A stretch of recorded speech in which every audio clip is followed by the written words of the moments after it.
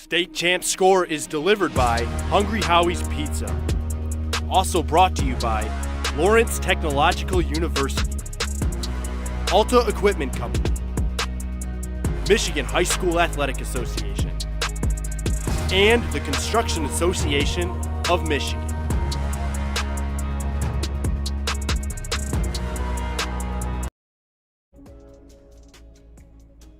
Welcome to State Champs Score. It is week 6 of the high school football regular season. You're seeing 6 of the 10 games we will bring you tonight right here on Score on Local 4 and the State Champs YouTube page. We're going all over the state. Ryan Slocum alongside Rob Rubick. As always, Rob, big-time games this week. 6 games used to get you into the playoffs, but we're talking conference titles. First place on the line in many of these games. Well, you look at the OK Red over in the Grand Rapids side, the west side. You got Rockford battling heads with the Hudsonville Eagles tonight. That's going to be one we're going to keep an eye on. You got Dakota and Romeo out of the Macomb Red. So it's going to be a lot of red painted tonight here. Yeah, absolutely. And we've got reporters at these games all over the state for you as well, beginning with Howell taking on Hartland, that big rivalry matchup. Mike Ivasil is there, and we will send it to him for an update right now. Good evening, everybody. We are coming to you live from the Hartland Sports Complex, where we just wrapped up the first quarter of the Hartland Eagles and the Howell Highlanders rivalry from Livingston County. In the first quarter, the Howell Highlanders took the first kickoff. They went 65 yards in 12 minutes, capped off by a 4-yard TD plunge by Bryce Kish. It's a battle in the trenches. We expect a lot more of that, so stay tuned for more highlights. Back to you guys at the studio. Well, thank you, Mike. We appreciate you.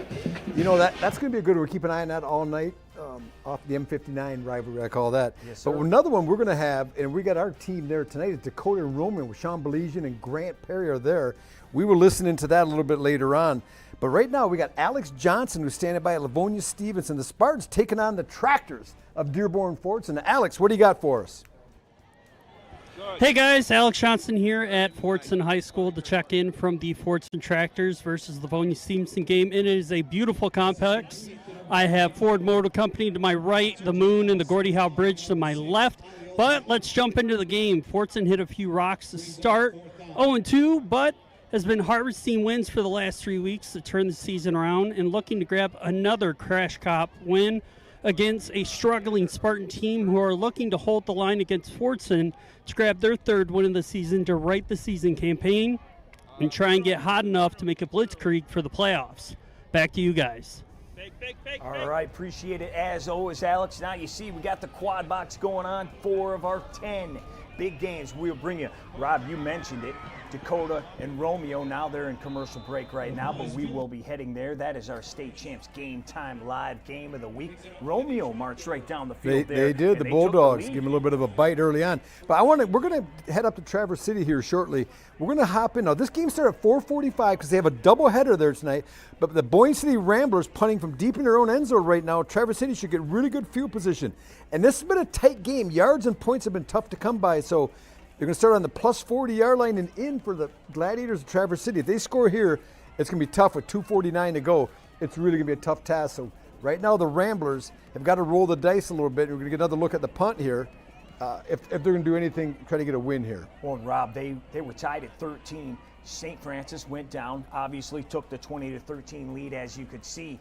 Boyne City was trying to tie this thing up. They got deep into Traverse City St. Francis territory, but stopped short on 4th down at around the 30-yard line. So that kept the Gladiators with this 20-13 lead. Traverse City St. Francis, they're rolling this year as they usually do. They are 5-0. Boyne City, though, coming in 4-1, and as you can tell, they're upset-minded. They want to knock off Traverse City St. Francis today. Yeah, it's not an easy task, though. Josh Linke, the head coach of St. Francis, does a fine job. Now, we're going to look down here in the left corner. We have Hudsonville in the white with the gold helmets against the Rams of Rockford. This is a big OK Red game in the Grand Rapids area. And Hudsonville now approaching the red zone, trying to make it a 2-possession lead. Yeah, absolutely. Hudsonville ranked 3rd overall in our state champs rankings. As you can see, they nearly get to the end zone right here, down to the 5. They made the state title game 1 year ago. Rockford coming in at 4-1. Hudsonville 5-0. Rockford ranked 7th in our rankings. And we go back to the 4 box here, but we should jump back over there to Rockford as it's the Eagles. They're looking to find the end zone here and take a 14-0 lead late here in the first quarter. Well, it looks like head coach Brent Sandy has another nice squad together as we can blow this up a little bit. We see a score in the upper left, Monroe Jackson, but the Eagles, are they going to get in here? Denied. Looks like the Rams short. of Rockford, they're year after year, they're up in the cream. But Brent Cummings has a wonderful team. Rockford in the orange and black on the bottom left. Let's head over there. I think we should head over there. It's a 2nd down and 3. Although I guess right now we can't get over there. Here. Yeah, let's right, take we'll that come vote back right in a now. minute. Let's listen in as the Eagles looking to take a 2-score lead.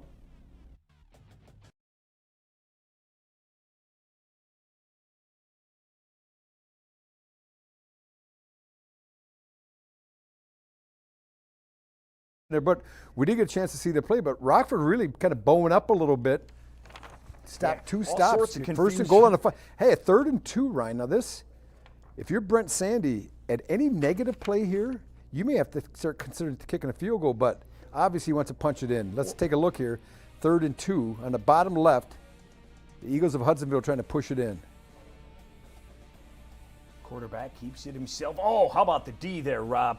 Filling that hole, slinging him down. Well, when you come from the backside like that, the quarterback doesn't even see you. You squeeze, you grab, you rip, and now it's a 4th down and 3.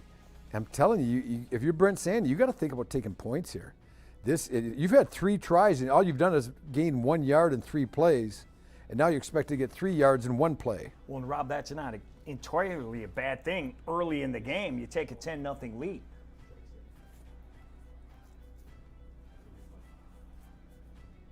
Let's take a look at it here. 4th and 3. Here come the Eagles. I'll go full Tony Romo here and say, this is huge, Ryan.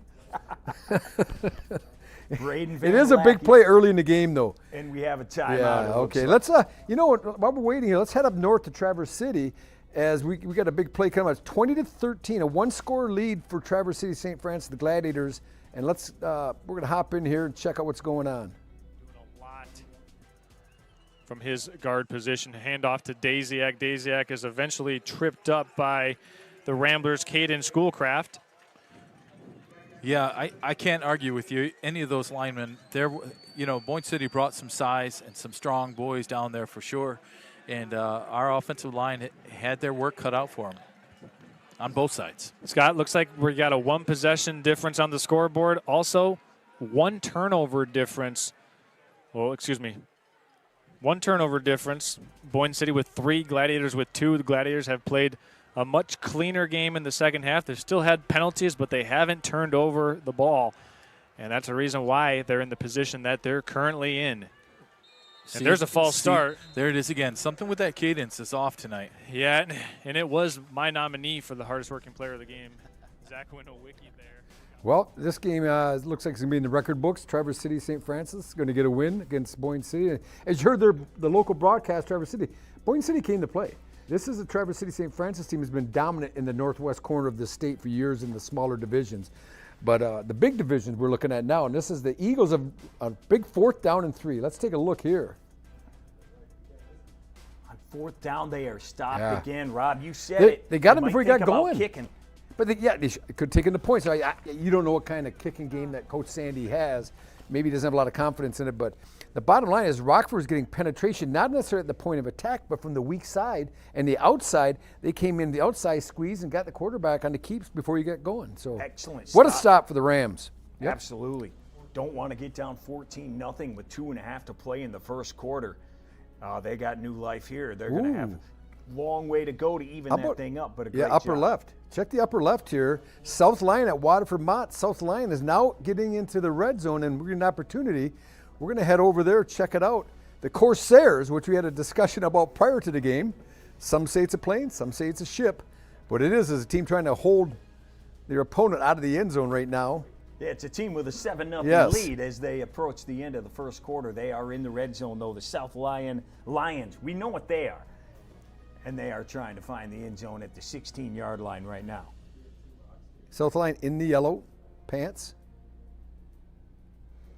Great cut there. Gets the ball down to about the 8. Great job. Keep an eye on the lower left, though. Rockford did a great job keeping Hudsonville out, but now they got to try to get some room. If they don't get a first down here, at least give their punter a chance to get a full 3 steps at it. Braden Daniels, the quarterback there, keeping himself. Wow, and he didn't really go anywhere. What a Rob. physical game. I tell you what, Got the big a helmet boys. rolling. We got some dandies. I think this one, we're going to have this one on a lot tonight. We're going to have the Dakota Romeo game on a lot tonight. The St. Francis was a really good game, but as we said early on in our open, it started at 4:45 because they're playing a doubleheader. I think Traverse City Central will probably play after. Yeah, the two big schools playing each other in the nightcap here. And it looks like they are lining up there. Traverse City St. Francis improves to 6-0. Rob, let's go up north. Top right, Mona Shores and Muskegon High. The Sailors. Yeah, looks like the Sailors trying to do some work here. They got the North Carolina kind of colors with the navy and the, what is that, Columbia blue? Columbia that kind of blue that powder helmets. blue Yeah, look. it looks good. Hey, let's go It's to a the good look. Sailor Network right now as they try to score. Oh, huge hit, Rob.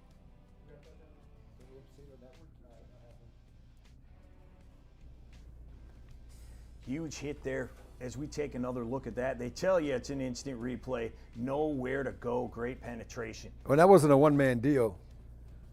Maybe we could, I'm not sure we have sound here or not. We're going to try, if we can, get some audio, it would be awesome. If we get audio, listen into the Mona Shores call as they try to get in the end zone here. The magnitude of this game, does a field goal do good? Yeah, you're up by 3. Back.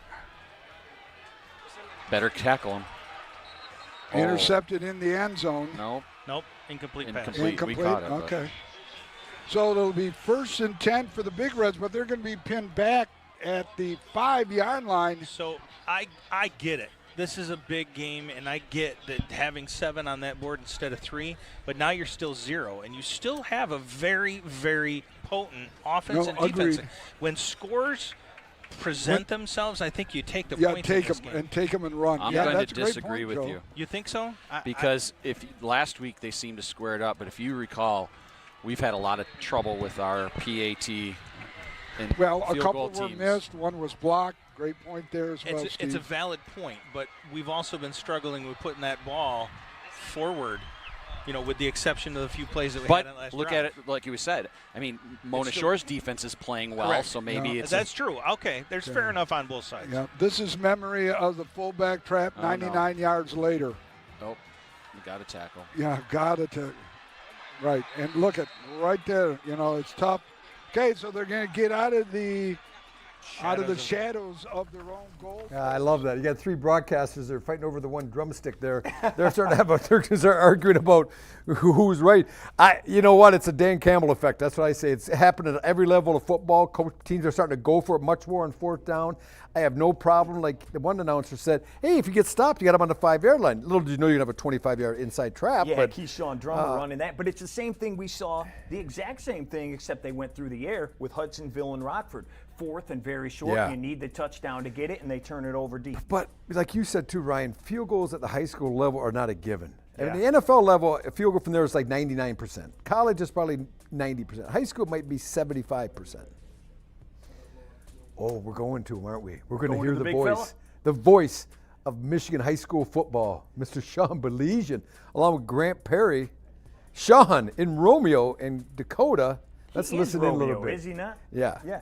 Let's listen in a little bit. Jet sweep, and they get the receiver out in the perimeter, but they get a great block on the edge. They pancake Elijah Goins, which allows that running back to get a few yards. And these are tough yards down here. Tough to come by. Got to imagine that this is probably 2-down territory, depending on how Coach Reines of Romeo feels. Again, they can get a first down. They need about 2 yards for a first down. They need 4 yards for a touchdown. Nepa, under center, sends a man in motion. Nepa rolls right, looks right, throws against his body, incomplete. He had a man open in the back of the end zone and just threw it low and a little bit behind him, Grant. Yeah. Now decision time on 4th down. Yeah, just interesting to see what they do here. Looks like some guys are coming on, some bigger bodies coming out on that field. I see 17. I believe that's their kicker, Joseph Salat. And, I believe they're going to go ahead and take the points here because, I mean, why not? Field goal puts you at a two-score lead here. Let's see where they set this up. It should be about the 11-yard line, so about a 21-yard attempt for Salat. Romeo leads 7-0. Last MAC Red conference game we were at, 4 block kicks. Never know what could happen. 21-yard field goal attempt. Movement up front. That is going to be offside. So now, Grant, it just got even more intriguing. Coach Perry, what are you doing here on a 4th and 1? I mean, I think they walked him out there. I think they literally went field goal hard count. They got Rashad Wilson, the cornerback, who had a great game. The game we saw at Dakota, he just jumps and out comes number 2, Sammy Nepka. I think they did exactly what they wanted to. They gained a yard, and they're going to go for 12 inches here, Sean. Let's see. All right, it's half the distance. Is that good enough for a first down? I believe it is, Grant. Yeah. That's good enough for a first down. Yeah.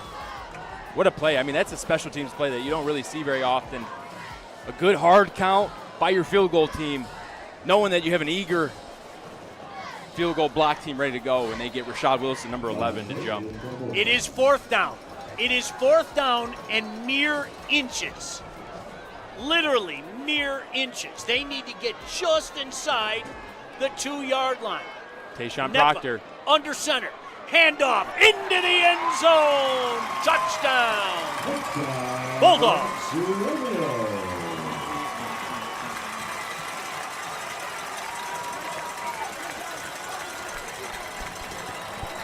What a play call, and it's not too hard to guess what they were going to do. They needed a yard. Why not put our big defensive end in the game? Number 36, Tayshawn Proctor. That's who just got the handoff. He's their defensive end. He's only a junior, but he's got a huge ceiling.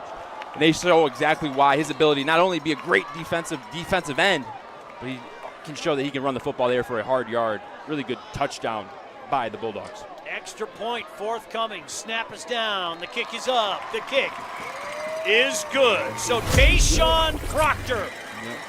Tayshawn Proctor, A-gap right here, baby. These low linemen have to win, and that's going to be Michael Bela, Alex Schneider. It's all right here. Can you get a good push on this side of the line? We got a big guy coming, and they do just that right there. You see the defense trying to, but Tayshawn Proctor finds the open lane, gets across for Bader. Well, how about this, Rob? 3 games we go to. Same situation 3 times, 3 different results, and 3 different things that happen here. What did you see on that one? Why did it work that time? This is a beautiful game. The football is just incredible. That 3 different situations, 3 different sets of coaching staff. You don't know what you're going to do. You have to know your team. You have to know your personnel. You have to know your special teams. And all 3 kind of handled it differently, with really 2 of them not having success. If you're the offense, only the last one with success on the offense, right? There's only the 1 touchdown. Yep. The other 2 were stops. But the bottom line is nothing's given. And I think Coach Romeo, Kurt Renus, did a great job with the hard count. No, wait, wrong game. I'm getting my game mixed up, aren't I? No, Who went to field? they Was got that the it? hard count and got They them. jumped off. They got Dakota the jump. Yeah, Moved them great up. job. And for a special teams unit to do that is what's really impressive, because a lot of those guys aren't your starters. And they did a great job of getting a hard count coming across, and it paid off. And Mona Shores gave up a long run, but on the bottom left, they're trying to give it back. They gave up a long score to the Big Reds. Yeah, same exact thing happened. This was one of the games. Here's a look at the replay. Look at a nice little cutback lane. Makes the first guy come up and miss, and then the rest is just, I'm pretty quick. Yeah, great job there. Taking it all the way down. How about Hudsonville and Rockford back here? The Eagles were stopped, looking to take a 14-0 lead. As we mentioned, stopped inside the 5-yard line, but here they are again, threatening again. Well, Willie Nelson, what do you saying, on the road again, or on the red zone again? In the red zone We're again, back in the red zone again. And that's the thing is, when you do go for it and you get stopped, coaches think of that. If we can hold them and make them punt, we're going to be back here shortly, so with less risk. Yeah, here we go. Let's take it full now. Hudsonville looking to pass this time over the middle. Can't see what happened. But I think he caught it. Yeah, As he they're said, white pretty shirts excited. jumping up and down. Great job there by Hudsonville getting the touchdown and a 14-0 lead. First place in the OK Red on the line there. As you said, all the Reds are on the line today, and Hudsonville sitting on top. They're looking good. Yeah, and look, Brent Sandy, he's been at Ford Field a few times now, and there's a reason why. Last time he was down there, run, stop. This time he comes over, gets a first down and goal, play action pass, finds a big tight end in the middle of the end zone. That's coaching. That's learning from your mistakes, or not necessarily mistakes, but what we tried didn't work, so let's try something else. When they've got a guy that can throw a little bit, Braylon Jefferson up there, he can do a good job. So Hudsonville with an early lead. Another one we haven't checked in quite yet, Monroe at Jackson. Two teams coming in 1-4 on the year, and it's Jackson there, 14-0 in that game. And the bottom right, too, the battle of the H's, Howell and Hartland, battle of M59. And I believe this is at Hartland, so Hartland would be in the yellow. Yeah, they look and Howell would very be in the yellow pants with the yellow helmet. The yellow jerseys would belong to Hartland. Howell's in the yellow pants. Yeah, opposite day today up there as they are going with that M59 rivalry. Yeah. Well, we're watching this one also for the viewers. Keep an eye on the upper left. Stevenson and Fordson. Stevenson finally threatening getting into the red zone, I believe, against Fordson. So we'll keep it. We're not going to go big, I don't think. We're just going to keep the 4 bucks because there's other things happening. Now, Mona Shores that had a nice run, and they're forced to punt. Oh, good job. It was going to be blocked. He did a great job of ad-libbing the punter in the bottom left. That was like a basketball. Yeah, I don't know if they're going to show a replay. I think that game, if they show replays, if they do, we'll take a peek at it on the bottom left. But right now, we got Stevenson and Fordson. Top right. Look at this. Oh, way downfield. digging deep. Huge connection for the score. Beautiful. Now, would that be the Fighting Tony Dungies? Jackson High, the orange and black of Jackson High. And that's Quentin Rawls bringing it in. 20-0. Or was that Stevenson and Fordson also. These guys no, I think now inside the 10.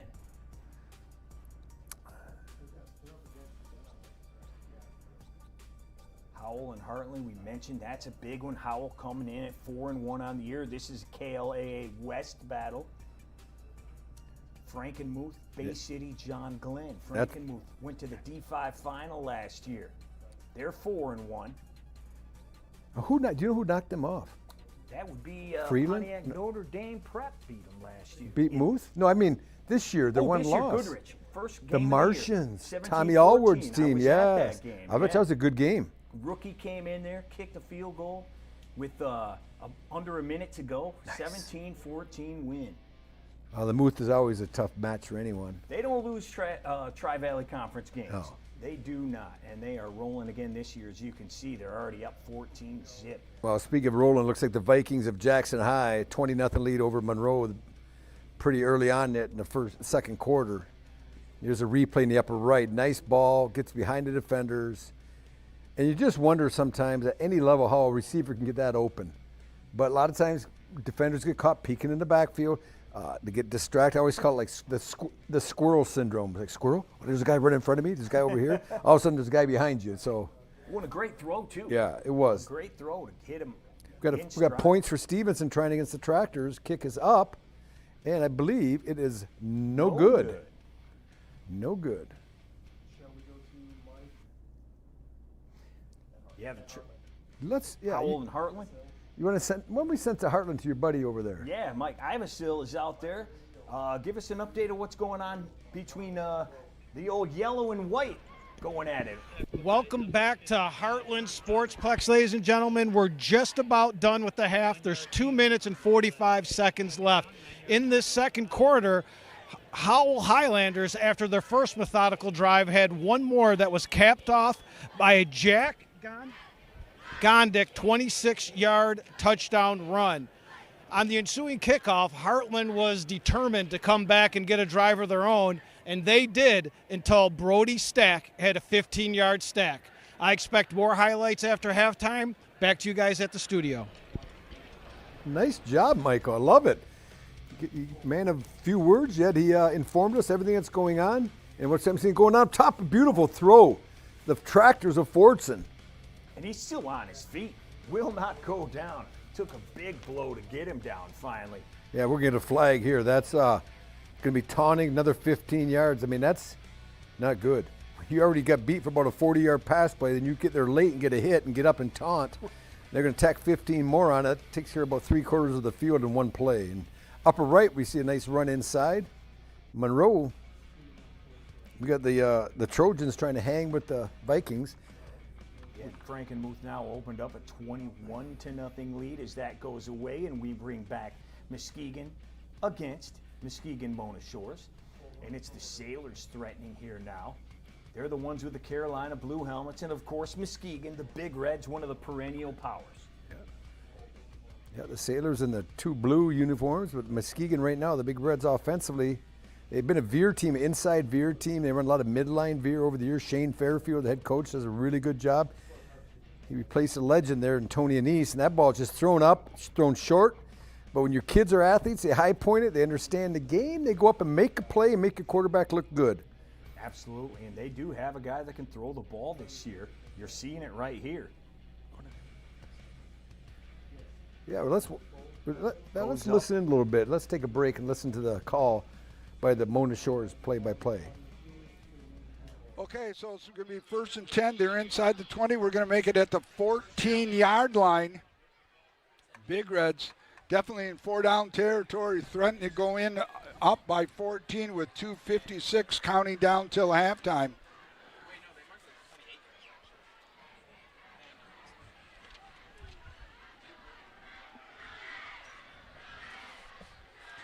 It's going to gain of about 8 yards on the carry. 2:40 left. It'll be 2nd down and 2.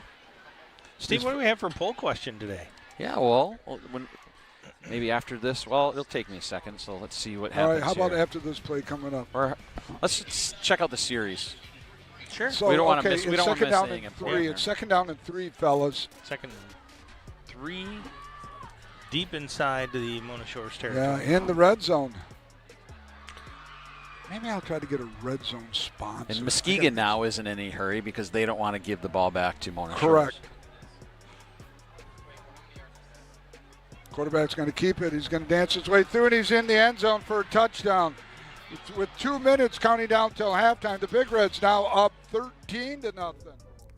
Well, they've been a little jet motion. The quarterback pulls it. It's just inside zone blocking, and the big fellows in the white and red are able to move the not quite as big fellows in the 2-colored blue that time. And the Big Reds now take a 13, possibly 14-0 lead with only 2 minutes about remaining in the half. So it's up to the Sailors to try to mount something here, Ryan, and try to close that 2-score gap. Yeah, absolutely. Lamar Bradford there. He's the quarterback you saw take it in for that 2-score lead. Romeo, another team with a 2-score lead. Maybe a little surprising here, taking on the undefeated Dakota. Yeah, but if you listen to our crack broadcast team that's there, they made a good point that the quarterback of Romeo didn't play in the first couple games when they lost, but since he's been back, it's a different animal. You're absolutely right. They lost their first 2 games of the year to Rochester Adams, got blown out. Close loss to Grosse Pointe South, but they have rattled off 3 straight, including a 51-0 win last week. Well, they got their mojo back. And they're in the red zone now, and this is a real big series. Keep an eye. Dakota can ill afford to give them a 3-touchdown lead heading into the half. And once again, Hudsonville looks like they are close or in the red zone one more time. Right, on that upper right, is that 6 minutes and a half yet? I said heading into the half. There's still 6 minutes or 4. It says 4 minutes, just under 5 minutes. So okay. Yeah, so there's still time. There's still time for Dakota to mount a drive after this. Yep, we're reaching halftime here, all across the area. Yeah, upper left-hand corner, Hudsonville and the Rams of Rockford. A little bit of a surprise to me. Didn't see this one coming. Yeah, especially because I think Rockford beat Granville, didn't they? Yeah, Rockford beat Granville 28-0. Yeah, and Granville is a team that hung right with Cass Tech, who's the #1 team in the state. Absolutely. So that's why comparative scores, you really can't do it. We do it. I catch myself doing it, but you really can't. Sure, gives you a little reference, but that's why they play the games, right, Rob? Yeah. And let's keep an eye. We're gonna head over. I think we're gonna head to Rockford here, because the Eagles of Hudsonville are gonna be looking at a 2nd down and goal, I believe, inside the 5-yard line. That's more than red zone. That's like the burgundy zone there, boys. That's the danger zone if you're a Rockford Ram. That's exactly what it is. That last run you saw, little head over heels as the running back went down at about the 3-yard So line. let's see if we can have our fellas zoom in on Rockford, the Rams. This is a big play in the red zone now, 2nd down and 4. Here we go. All right. All right, let's keep an eye on it here. He's going to fire, looking, scanning, and has room to options. run. Looking for number 8 there was Andrew Merman, the back of the end zone. Pass thrown high there by Braden. Be incomplete, bringing up a 3rd and 4. All right, well, you know what? We've seen a mix now. The first time Hudsonville got in that zone where they got stopped, they went run, run, run. Then the second time they got in there, they hit the play action on first down. Now this time, they went a run and a pass. So now with a 3rd down and goal, we're not sure what they're going to do. Coach Sandy's really been mixing it up here, but Rockford knows what they need to do, Ryan. They got to get a stop here. Here they go, 3rd and 4. Same situation they were in when we saw them before. And they keep it on the ground this time, Rob. That time it looks like it worked. Yeah, he's in there, 20-0. Wow, you called that early, but you were right. He got him out the 1-yard line, just used the strength and pushed the pile right in the end zone. And I could ask people in the Grand Rapids area who saw this one coming, and if anyone tells me they did, they're lying.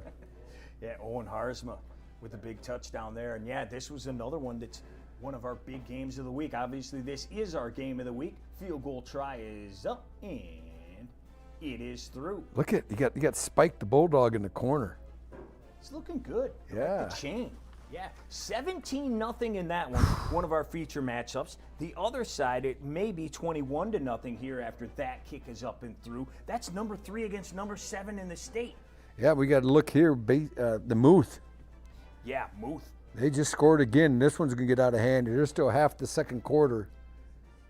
Yeah, John Glenn really, John Glenn comes in with just 1 loss or 2 losses, I think. They have 1 loss on the year. Yep, both teams coming in 4-1. Played a little different level of competition. Yeah. That's the thing that can get you early on in the year when you play some of your non-conference games. You're filling your schedule. You maybe don't play the same quality of opponent. Muth has made deep run after deep run the last 5 years. Phil Martin's done a really good job there. Yeah, they've got a program rolling. Cash Tedford with already 2 touchdowns on the day. Can't ask. That's an all-name team kid, too. You got 2 touchdowns in the first quarter. You're cash money, baby. Yeah. I like His that. parents knew something. Allen Park and Lakeland we haven't seen yet till right now. The Fighting Corey Schlesingers, the Jaguars of Allen Park. My buddy, former Detroit Lion fullback, really one of the all-time, not great Lions, but fan favorites in the Detroit area. He was just played tough. But the Jaguars of Allen Park, Corey's taught there now for about 15 years. We got Rankin Booth. Was it the 3rd touchdown, Ryan? For number 3. He's cash. Cash money, baby. 3 in the quarter. Wow. That's a season for most kids, Rob. 3 in 1 quarter. Well, my NFL career was 4, so yeah, that was a career for me. Cash is catching up on you. Oh yeah, you're gonna pass me. Not even halftime yet. At this they rate, aren't he'll even be going to Zenders yet, and they're already. Oh man, I called a game in the Muth a few years back with Johnny Kane and I, and we went to Zenders. They took us. We did a whole segment at Zenders before. Nice. Someone said it's just a chicken dinner. Whoever told me that should never be allowed to be asked for information ever again in their life, because it was incredible. The sides are what make it too. Yeah. You're right. Chicken, you can only do so much with Yardbird, right? But you do all those sides. The slaws and the potatoes, the beans, and oh my gosh. It's Thanksgiving dinner on steroids. If you get that family style dinner. And look at here, Monroe. They're eating right now. Feed them. Look at picking this off, taking it to the house, trying to crawl back in this game. Now this is slow motion because that guy is actually faster than that. Yeah, Zamir Austin with a big one, but we got a flag down also. I wonder if they get what blocked behind the play. Yeah, we'll see what happened there with 3:30 to go. Upper left, halftime. looks like Lakeland's kicking off. Yeah, Lakeland just scored that touchdown on your Fighting Schlesingers. The Jaguars. And great kick there to the 1-yard line. Good return. Oh, he's gonna house this. Oh, kicker. He can run, huh? Oh, beautiful. Beautiful. Incredible run, staying in bounds, tiptoeing down the line. Xavier Lipey. Well, we're going to head over there. Let's get a look at get the big picture, see the celebration. South Lyon and Waterford Mott. Wow. That's a tough one if you're Lakeland. You drive down the field, you get your first touchdown, and then you allow that kickoff to come all the way to the house. That guy's fast, that kid, number 2. Did you get a name on him yet? Yeah, Xavier Liepe. What's his last name? Liepe. Liepe, man, I tell you what, he could scoot.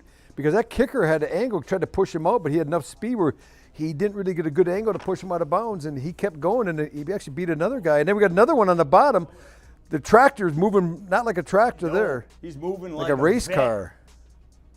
All the way for the touchdown. Dearborn Fordson, they're loving life there. Adam Darwish with the score. This is nonstop. This is why you want to be right here every week on State Champs Score on Local 4 Plus and here on the State Champs Network. And now we got another possible score, although a flag here. Well, that's, you know what, South Lyon and Waterford Mott, it's been a lot of South Lyon so far, but Mott right now is in the red zone. They just picked up a penalty.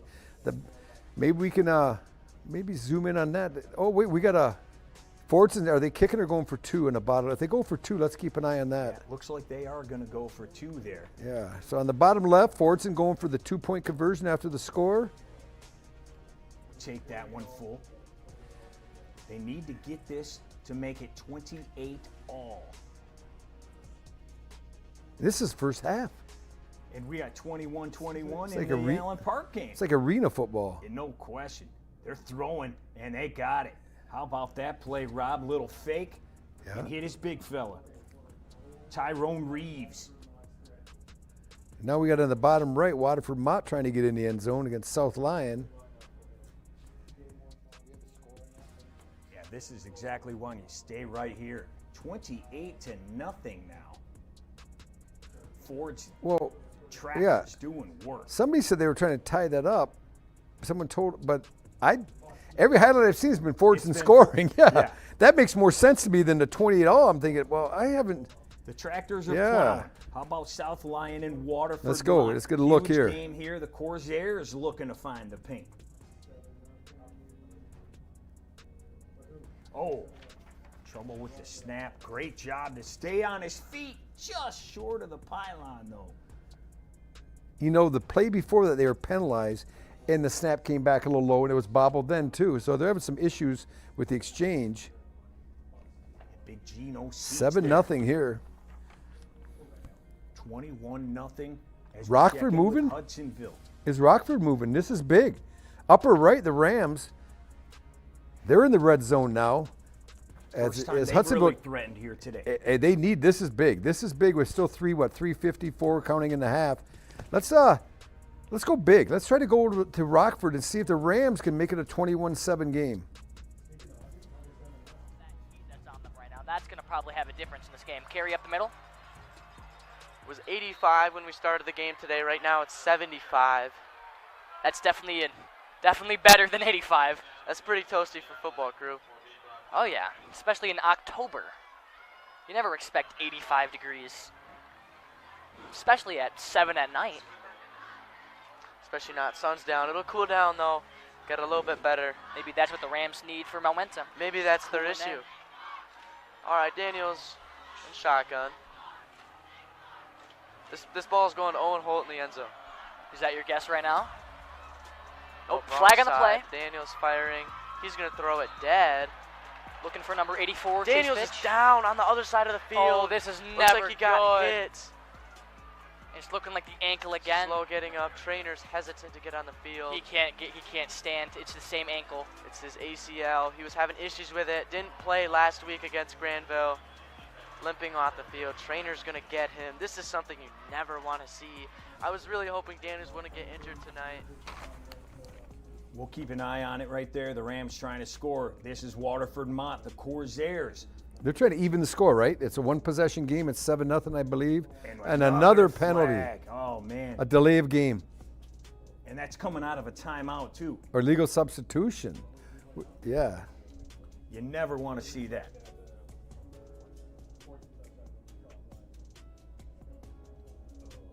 Well, they got the flag down there. Let's go to Fordson. We're going to look. I think we got a little look at one of the last touchdown that Fordson just scored to make it 28-0. Yeah, let's take that right now. Here it is, Rob. Tell us what you see here. Well, what I see is a really good job by the quarterback getting the ball out clean, and the receiver just split the defenders. I mean, you can do that. And that's also, I'm faster than you two, which makes my job easy. Right. Because I'm faster than you two guys trying to cover me, and that always helps. So Fordson doing work here. South Lyon, Waterford right now. We're going to go big here. And there is Mott fighting for the end zone. He's in there. That's a touchdown for Mott. And that is Geno Seats. So that's going to tie it up. So Mott, to me, you look at it, I know this is not really important, but their unique colors are similar to Mona. Yeah. Where they have the dark navy and then the Columbia blue. I'll tell you, kids love uniforms nowadays. I don't know if it was as big of a deal when you were around. It was kind of a big deal to me. Now kids, you see it with Oregon and all these. Well, they have the alternate uniforms. They have the NFL has their Thursday night uniform, the monochrome uniforms. You got to have it. And I'm a big fan. Baby blue or Carolina blue, that's a huge color, man. What I like the Lions all white. You know why? Because you look at their record in primetime games on the road in all white, they're like 9-1. That always helps, doesn't it? Romeo has the ball. 2 minutes to play in that one. They have a 17-0 lead. You can see Stevenson and Fordson. The Tractors plowing their friends from Livonia right now. 28-0. In a 21-0 game. Look at it. We got zeros all over the place. Donuts. I think we need to go big. I'm looking at this Hudsonville Rockford. This is a 4th and 1 with 2:30 and a half. This is going to be a huge play. If the Eagles stop the Rams of Rockford here, I don't see them coming back 21 points in the second half. So, but if they can get a first down here, let's see what happens if the Rams can keep this drive going. 4th and 1. Let's head to the Rams right now. It's not Case and Whitford. They're going to get the jump, I think, from Hudsonville, maybe giving them a first down. No. Let's hear the call. Dead ball. False start. Never mind. Offense. 5 yards. Remains 4th down. Wow. That's tough. You got 4th and 1 and your big fella, the left guard, and those young fellas calling the game. I saw him move, and they thought it was going to be on the defense, but I knew it was on the offense. Now it's a 4th and 6. They're down 21. He's just trying to get some points here. You're going to try to must have a kicker. They do. It looks like they're lining up, Rob, to kick. Yeah. That's where the coaches are saying, listen, let's get something positive in the first half on with 2 minutes. If we get 3 points here and go in, get the kickoff to start the second half and try to make something of this. Problem is, Rob, there's 2.5 still to play. Oh, in trouble with the snap and the sack back at the 29. Wow. And I was just going to say, you got 2+ still to play. The way Hudsonville's been moving the ball, they got plenty of time to add to this lead. Yeah, they have. And we're looking here. This is the Romeo-Dakota game again. 3rd and 7. Romeo in the red zone again. They've lived there the first half. Yeah, they sure have. 3rd and 7 now. They've got 1:22 to go. Shutting out our 10th-ranked team so far. They got 9 yards to go to get into the end zone. Yeah, Dakota comes in 5-0. 5-0 in big wins. Right? Well, they beat Stevenson, just last week or 2 weeks ago? Their defense has only allowed 31 points all year long. 17 already in the first half. Well, this is just so imperative that they get a stop here then. Get the back man-to-man. Dropped it down. Good job to break that tackle, but they filled them up. In great gang tackling, flying to the football, you coach your defense, it's read and react, fly to the ball, help your teammate. And the first guy was probably not going to make the tackle, but the other 2 Dakota Cougars came in and got a stop. Sets up a 4th and 7. Now, Romeo in this situation, I think this is where if you got a kicker and your special teams are solid all, you take the 3 points, you make it a 3-possession. It already is a 3-possession game, but it'd be a 3-touchdown game then. Yeah, absolutely. Take the points. How about the bottom left down there? Allen Park and Lakeland. Incomplete pass down there as they're getting close to halftime. 20-0 on the bottom right. JTV. They've got Monroe and Jackson. This one, all Jackson so far. Monroe, they've got the ball right now, looking to find the end zone for the first time. That's some positive yardage. Maybe just short of the first down, but a nice job tucking and running. So Romeo, Rob, looks like they are going to kick that field goal. And what happened? How did Hudsonville? Because they just stopped Rockford. Remember that Rockford was going to kick the field goal, and it blew up on them, and they're already down in the red zone again. These guys can move the ball. Rockford's living that nightmare game. They can definitely move the ball. They're showing it off here today. Let's keep upper left. Romeo giving a kick. Field goal attempt.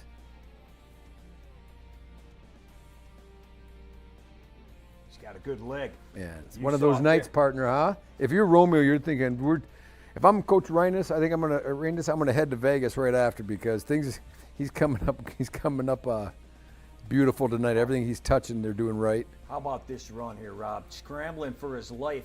He might end up in the house. Incredible. And out of bounds on the 2nd and 4, stops the clock. Braden Van Lackey doing a great job. And you said it gets out of bounds because we got under a minute to play. I'm going to get fired after this show. These are the two games on top that I thought were going to be really highly competitive. And they're two of the ones that are getting out of hand. I think they did as well, though. I don't think you're by yourself. Everybody thought these would be incredible games. So far, it's Allen Park and Lakeland. Big pickup there for Allen Park. That's been the best game we've seen so far, 21-21. Yeah, nice pitch and catch that time. Good job, quarterback, running the deep out, and well-thrown ball, caught, execution, and now they're pushing the red zone. So here we go, Hudsonville and Rockford. Hudsonville facing 2nd and 3. They've been in this situation pretty much every single drive today, Rob. Yeah, Rockford plays solid defense once you get inside their 5. The problem is they're getting inside their 5 way too much, and there's another tutty. Great block there by 14, allowing the quarterback to get in there to make it 27-0. Allen Park finds the end zone. They break the tie. No, is this a 14-7 game? 21-21 until Allen that Park. touchdown. Allen Park's 21-21? Yeah. Wow. Not anymore, no. Now Okay. Allen Park has the lead. Still the first half. You can see the scores on the top 3. 28-0. 28-0 in a second here as our lefty kicker is about to kick it through. You assume. We'll find out in 1 second. Yeah, he did just that. And 20-0 in the bottom right. Jackson over. Oh, they blocked the kick. And there we go. On the Blocked bottom kick left. by Allen Park. And then we'll take a look at the scoreboard. Maybe. There we go. 13 ticks on the clock there, and it's Allen Park with now just a 6-point lead. Stevenson trying to make a dent in that 28-0 deficit. And they throws a pick upper left. All Fordson so far today, and that continues. Well, that young man's got some scoots now. Kasim Salim with the pick, and they're loving him over there. The route is on for the Tractors, who came in 3-2. They're playing in the KLAA East. You know, the Macomb Red is kind of like the Catholic League at times, because it's such a good conference, and you think all these teams are so close, but this year you look at, we had De La Salle get blown out by Orchard Lake, then Orchard Lake got blown out by Detroit Catholic Central. You got Dakota handling Stevenson. Now Dakota's getting blown out by Romeo. I don't know, it's like they Red. They all beat each other up by the end. By the end of the year. And you wonder why, well, they're not undefeated. You know, how good can they be? Well, you know, you play in a conference like that, it's tough to be undefeated. Right. And right now, you mentioned the Catholic League. CC looks like they're the best so far. Oh, They absolutely. are undefeated. And Hudsonville came in here 5-0 and handing it to Rockford. Maybe the cream is at the top and the rest are going to beat each other up. Yeah, if Catholic Central loses a game this year in the regular season, it would surprise me. I think there's some teams out there that could give them some issues. One is Grand Blanc out of the Flint area. Uber talented, uber skilled, a ton of speed. They're capable of putting points up on everyone. Defensively, they have a few holes, but overall, they're a really good team. We're yet to have them. We're probably going to, when they play Davison, we're going to get Jake Weingart's team of Davison, and hopefully with Grand Blanc. I would like to make that our game of the week. Now, if not, Davison does have a DTV. They cover the games. I don't know if they travel. I'm not sure if they travel or not, but yeah, that would be an amazing game. That's coming up here in a couple of weeks. And really, Davison's also 5-0 coming. Yeah, they're going to both be undefeated when they get there. Absolutely. And really, neither of them have been tested. No. De La Salle did test Davison a little bit there. That was a good one. Yeah, that was. Rockford Romeo has now hit the half, and Rob, you mentioned it. Incredible. Didn't see this coming. Number 3 against number 7. It is 28-zip. We do have flags on the field here, though. These scores look like they're getting towards the end of the game, not at halftime. Right. I mean, there's a lot of points being put up tonight. We kind of said it last week, but this week maybe even where it's defense optional night so far, especially in this game now on the left side of your screen. Lakeland, my man right here has just broken about 17 tackles, and he gets down to the 30. Scatterboo. Yeah, great job there getting down into enemy territory. Good job by our camera person. Score is 21-27. 27 to Jags. So, 1 second and a half. Got 1 tick left on the clock, though. He went down. Bowden Bishop there. He was the one breaking tackles. I guess you got a choice. You can either try to throw a Hail Mary from the 30-35 in, or if you have a big-legged kicker, but highly unlikely from that far. Yeah, if you got a boot, that would be great. We saw last week, though, we had like a 51-yard kick. We'll see what happens here as they call timeout with 1 tick left on the clock. Stevenson and Fordson, they got 2 minutes to play, but this one's been all tractors. They are going up and down the field. Yeah. Another game that's been out of hand, Frankenmuth. All over Bay City, John Glenn. We were checking in with them as well, and that one's out of hand. How about Howell and Hartland? We haven't seen that for a while. Yeah, we have not seen is that the 14-0 game? It's Howell Hartland. We have to have our stat people on the side. Our man Mike Ivasil is out there. Well, maybe at halftime, maybe we can check with Mike Ivasil, and he can give us the lowdown on what's going on. Then we can also... Looks like Fordson's back in business here. And it looked like Lakeland is about to be as well. Let's see what they do. 1 second on the left. Looks like they're going to Hail Mary this. Maybe they got a lateral play. Fordson with another tutty. How about that? What a great throw and catch. Here's the Hail Mary on the left. Picked off in the back of the end zone. It's kind of like a golfer. You golf at all? I wouldn't call it golf. Well, okay. I mean, I play. They say that 100% of the putts that come up short never go in. Oh, well. Well, you know what? If you throw it out of the end zone, it can never be a touchdown either. that one was caught about 2 yards out of the end zone. Or run out the back of the end zone.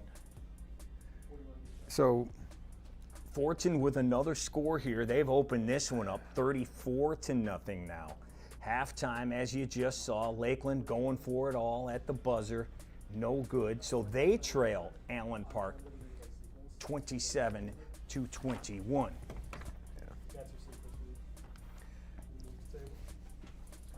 Well, you know what we're going to do, Ryan? It's a little something different, and I'm excited about it. There's a lot of highlights, and we had to narrow it down a little bit because there's a lot of scoring on, but we're going to have a chance to put a little montage together of some replays in the first half. And we've had a ton of touchdowns, as we said, and we're going to take a look at some of them here. Yeah, we're going to start out at Dakota and Romeo, I think, we're going to start there. A lot of scoring. Sadly for Dakota, all the scoring's been done by Romeo. Yeah. And the Bulldogs have been really putting it on the Cougars today. And you see right here, back into the flat, just too slow with the linebacker getting there. It leads to the first score, 7-0 lead, but Romeo's not done. Here's you're going to see the punt, and then you're going to see what happens here. Picked up by Dakota, and he fumbles the ball. Not a muff, gets out of his hand, which now gives Romeo another short field. They take full advantage of it. They're ready to kick a field goal. They go hard count, great coaching, Kurt Reynes, and they get an extra chance at it, and then they run it in to make it a 14-0 game.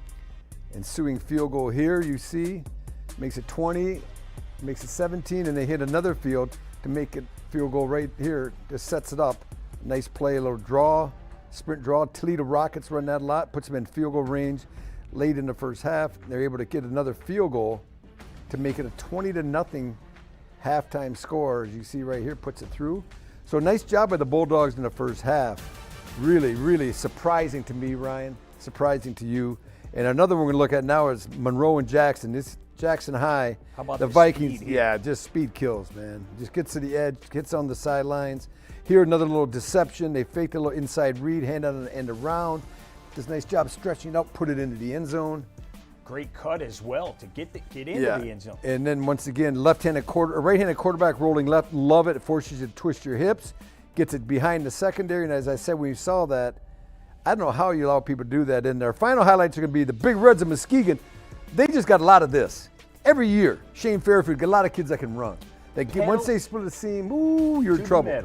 Yeah, and right here, the quarterback's going to keep it himself, turns it up the field, does a nice job, turned in the end zone. So the Big Reds are having their way a little bit with the Sailors of Mona Shores. And a lot of people are having their way with a lot of people. Yeah, so a lot of far in the points. first half. A lot of points, really surprising. It's got to start sifting itself out a little bit, Ryan. We can't have these type of lopsided games because we know when you get to the playoffs, the games become tight. So sooner or later, we keep doing this, we're going to have 3 or 4 games that are going to come down to the wire like we did a little bit last week. Well, what we're seeing here, and we showed just a little bit there a second ago, we're seeing a lot of explosive plays. These aren't just little 15-yard runs. I mean, we're seeing 50-yard, 40-yard, some big-time plays. And teams like Hudsonville, you mentioned, wait a minute, they were just down at the other 30-yard line. How did they get the ball in the red zone already? Right, we can't even keep up with it. These teams are moving fast. Yeah, it's tough. It's tough. We got 12 games going on. Sometimes we start chasing our tail a little bit, trying to get to that game. But you leave them on their own 20, and then you go to another game, you come back, well, now they're on the opposite 20. So you miss a big play here and there. But overall, I really enjoy this. I mean, I'm a football junkie as you are. Yeah. We get to sit here and watch it. We can see the 12 screens over here. We got the 4-box a lot of times here, sometimes the 6-box. And our producers and directors, they're scrambling, trying to keep us updated. But I think we're getting closer and closer and closer to staying on top of it, and it is really enjoyable. Every Friday night I get to come and watch football. Well, Rob, you're seeing it. If we're having a hard time keeping up with all the scoring and all the big plays, what do you think the defenses are doing on the other side? They're not doing so well here in the first half. Obviously, a lot of teams need to make some adjustments because we got donuts on the board. Yeah, well, I think you can see what donuts at halftime. You got to be excited for me. Yeah. All right. Yeah. All right, tell me this. Which game here surprised you the most? Hudsonville, Rockford. Yeah, me too. 28-0. Some people are going to say Dakota, Romeo, because that's a 20-0 game too. But the Rockford, Hudsonville, after what Rockford did to Granville last week, this is a shocker to me. That they're able to come out here and put these type of points on the board against a Rockford Rams team that really, really shut down Granville. And they played East Kentwood the week before that, won that game as well. That was a lower scoring game. I believe it was 21-14. Could be wrong on that, but I believe it was. So defensively, they were doing a good job. And then boom, here we go right out of the gate. The big thing for me with Romeo, you mentioned the quarterback was out the first 2 weeks. They have now rattled off 3 straight wins. So they got their mojo and soon to be 4 going. if Dakota can't change its fortunes here in the second half. Dakota has only given up 31 points in 5 games. Already it's 20-0 at the half. Yeah, now we got a little action up in the upper left. Actually, one of our better games. Yeah, it is 14-0. It's Muskegon leading Mona Shores right now as they begin the third quarter. But, 14 points, not too much to overcome, Rob. Back is offset to the left. And one thing you don't want to do with this Muskegon offense and this, how quick it is give them good field position to start. Right. So. Yeah, 35's okay. No long return. Quarterback's going to keep the ball.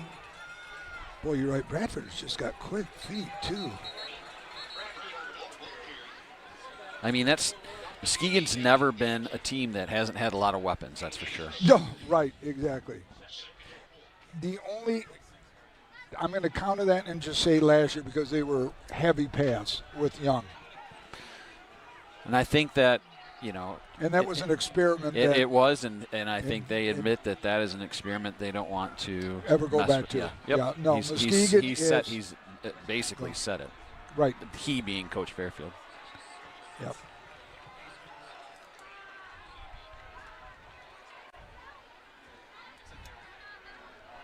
Bradford. Boy, it's just, you see Bradford get outside the tackle to the DN, then you say oh no. But it's enough for the first down for the Big Reds. And you got to believe it's going to be, which it was in the first half, it's going to be a ground-heavy attack right now. They're big up front, Steve. Their front 5 are big. Yeah, and they don't list height or weight on their roster, but they are big up front. I bet 250, 260 to cross the front 5. They're not super big like the one team that when Bradford was there, they averaged 6'6", something. I mean, they were. There's a good stop. Stewart, yep. I think you're going to see what we saw the first half, and you're going to see him mix in that pass occasionally that throws Mona Shores off balance, and can they defend that when they take that shot? Montel Dockery is the offensive coordinator. He coached here at Shores for a few years. Yeah. He went to Adrian College and coached. So Doc is working at A's Middle School athletic director, Montrell is. Is he? Yeah.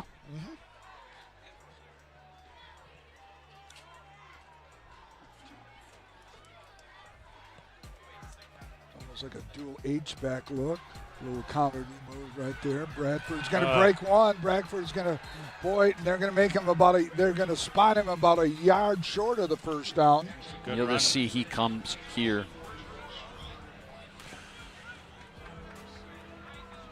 Boys, you got to wonder, I'm looking at George Duggins down there walking with George have made a difference on both sides of the ball, possibly with the Achilles injury. He's back possibly. to I'd say 100%. Right. Oh, exactly. But he's jogging right now. Hopefully in a week or two he'll start hopping a little bit. Another big third down if they can get a big stop here. 3rd and 1. H back in motion. We got a flag. False procedure against. Got to be against the Big Reds, I would think. They're marching back. Boy, I'm telling you, you've mentioned it several times, and you can't overstate how big the kitchen is. All right, Rob, second half's are beginning. Obviously, Muskegon and Mona Shores already going. Howell and Hartland, the battle M59, they're going as well. Our Mike Ivasil is there. Are we going to Michael? Yeah, I think we're going to check him out. We're back here at Hartland where we have just started the third quarter. There's 10 minutes left. Hartland has the ball. The story of the first half was the Howell Highlanders offensive line and running backs. Their offensive line was just opening up the holes, and we had Christian Farron with 50 yards, Bryce Kish with 54 yards, and Jack Gondik with 35 yards, including an exciting 26-yard run that capped off a 5-minute drive. Back to you guys in the studio. All right, Rob, that's always a good one. And it is here again today, according to Mike. So we appreciate him. We'll check back with him in a little bit. Anything you want to keep your eye on here in the second half as we're starting to kick those off here? Yeah, the drive in the upper right, Muskegon, they score here. Mona Shores is really up against us. We talk about scoring. Boom. Howell. Yeah, and Howell just really turned the ball over by Hartland. They turn it defensively, they get a touchdown. And that's, we sit here, we don't care who wins. Right. We're just trying to keep them close, and we're hoping that, Hartland puts a drive together and Howell turns around, and then here, Mona Shores has Muskegon in a 3rd and 6, and before you know it, this is what happens. Well, they can't stop that dude. Lamar that Bradford just been everywhere. He is cartoon quick, boy. He's got feet. He's got wonderful ballerina feet, just so light on him, so quick through the hole. And shows a little bit of power as well. So yeah, Shane Fairfield was another fine team, the Big Reds of Muskegon. But it's so competitive on that side of the state with the Division II and Division III because there's so many really good teams. Yeah, and I believe that's his 3rd touchdown on the ground today. So that's a 20-0 lead over their crosstown rivals, Mona Shores. Kick is up. Looks like it is through. Frankenmuth and John Glenn, as you can see, nothing's going on still there at halftime, 28-0. Both our 2 games we started the second half just went to 21-0. Yeah. 2 scores. Unbelievable. Howell over Hartland, 21-0 as well.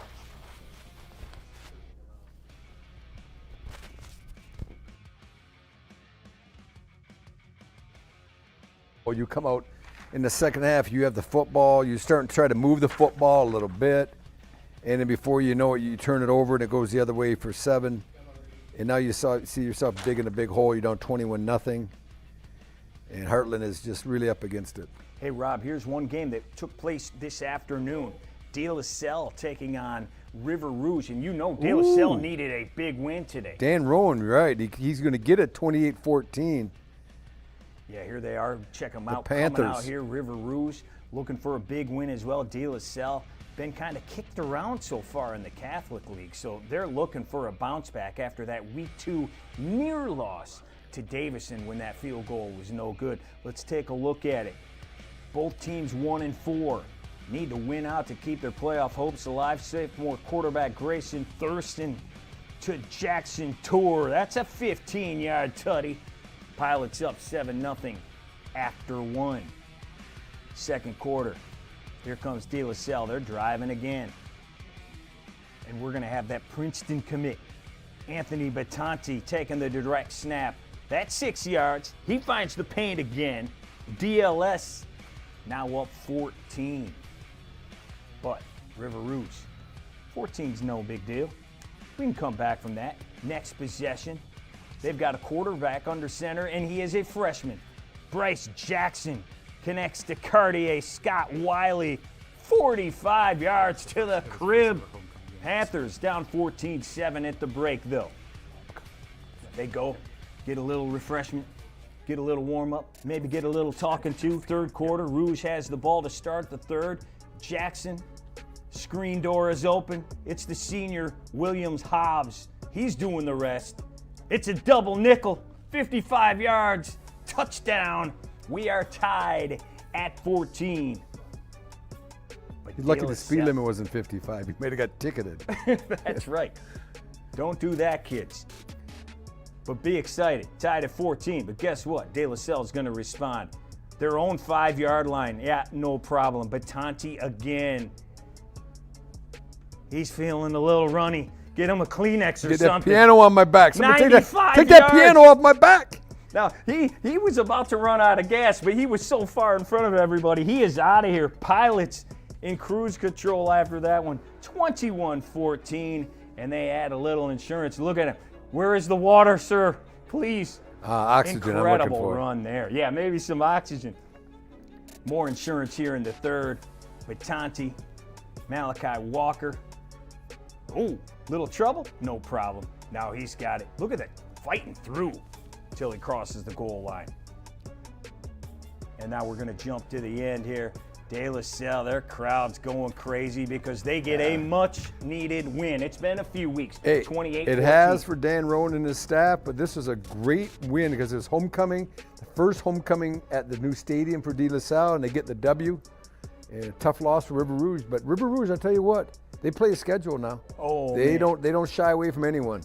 Do they ever? Every year they fight an incredible fight. So here we go, back to our quad box. Oh, we got Howell on the bottom right with a 21-0 lead.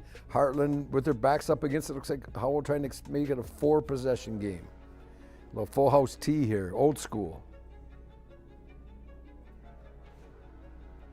Good fight there. Had a couple of guys on the big fella, number 4. No, the ball was still moving. We got Mona Shores trying to mount something. They're across the 50 at least in the upper right against Muskegon. They got a little wide receiver screen. He can't catch the ball. And I believe it's that incomplete was a forward pass. Yeah, it was forward. So Mona Shores, they can't get out of their own way right now. It's amazing when teams when things go south on some teams. It's just hard to right the ship sometimes. And Mona Shores is facing that. We see also on the bottom right here, Howell going in again against Hartland. Hartland just really can't get anything going offensively, and they can't stop Howell defensively. Great job there, keeping it himself, getting around, getting the edge. And not sure what happened at the end of that play. Screen's a little dark there in the back corner. Players don't know either. Is it a touchdown? Is it a fumble? We'll get a signal here in a second. Well, I know that the runner was not in the end zone, so he must have fumbled, and they must have ruled it down before the fumble, because it looked like Howell, the offensive team, recovered it in the end zone. They wanted a touchdown, but the official said no, that the runner was down, so they're going to mark it on the 1. It'll still be Howell's ball. Yep. 21-0, looking to add to that lead here. As you can see, we've got zeros on the board in every one of our games. Frankenmuth, John Glenn, 28-0. Here comes Mona. Great cut there. And that's going to be a first down for Mona. They're in business. Here comes Howell again. Great fight for a score. They're opening this thing up against the Rivals, Rob. And Hartland, another one of those teams, we talk about all the teams with Michigan helmets around the state of Michigan. Well, that's not paying off tonight. Amazing Blue of Hartland are getting beat up a little bit by the white and gold of their neighbors right down the road, Howell. They're only about 9 miles apart. Yeah, they're right down the road from each other. They fight every year. It's always a great battle. Last 10 years, they've split 5 for 5. It looks like Howell's going to take it this year, though. Anybody know who's going to take it now, though? We're going to go to Fordson, Livonia Stevenson, where our reporter Alex Johnson is on the spot with a little halftime update. Alex, what do you got for us? Hey guys, Alex Johnson here at the Fordson versus Livonia Stevenson game, and it has been all Fordson in every phase of the game. It was a slow start in the first, but on special teams, wide receiver Adam Arwish had a massive 37-yard punt return to set up QB Faraz Awadallah to plow through the line for the QB keeper on the goal line to put the Tractors up 6-0. In the second is when Fordson came out to play. Running back Dean Hamoud found Pater first with a 2-yard run, and the second one was set up by a 43-yard catch from wide receiver Ahmed Al-Barahi, plus 2 flags on Stevenson, bringing a 15-yard touchdown for his second one of the night, and then a 68-yard catch from wide receiver Adam Darwish with the 2-point conversion from wide receiver Tyrone Reeves Jr. was then followed up with 46 seconds left in the half, a 32-yard interception from defensive back Hussein Ahmad, which led to a 20-yard catch from wide receiver Tyrone Reeves Jr. to make it 35-0, and I really do not see Fordson stopping in the second half. I think they're going to run this one up. Back to you guys in the studio. All right, appreciate that. Hey, Rob, Hudsonville and Rockford just kicked off, and Rockford, much needed. They take the opening kickoff way deep into Hudsonville territory. Jake Benner getting them cooking. Hopefully for them, they can find the end zone or at least get on the board. Yeah, maybe we get this. We go big out to Rockford. If the Rams can put it in here, you're right. It makes it a 3-possession game with basically the entire second half remaining, and you build a little bit of momentum. They run a little swing pass in a flat. Get some positive yards here. Yeah, great job there to pick up a couple of yards. Dylan Gross taking that pass. Only going to give them about 3, though, it looks like. But still positive yards. We were down 31-0 and ended up coming back and winning 31-33. Really? Yes. They had another big win against Muskegon. Was it 28-0 this year? 28-0 or 21-0 maybe? I believe it was something like that. I wasn't either. Snaps up. Daniel's looking, firing. Dylan Gross. Got Gross again. What a catch.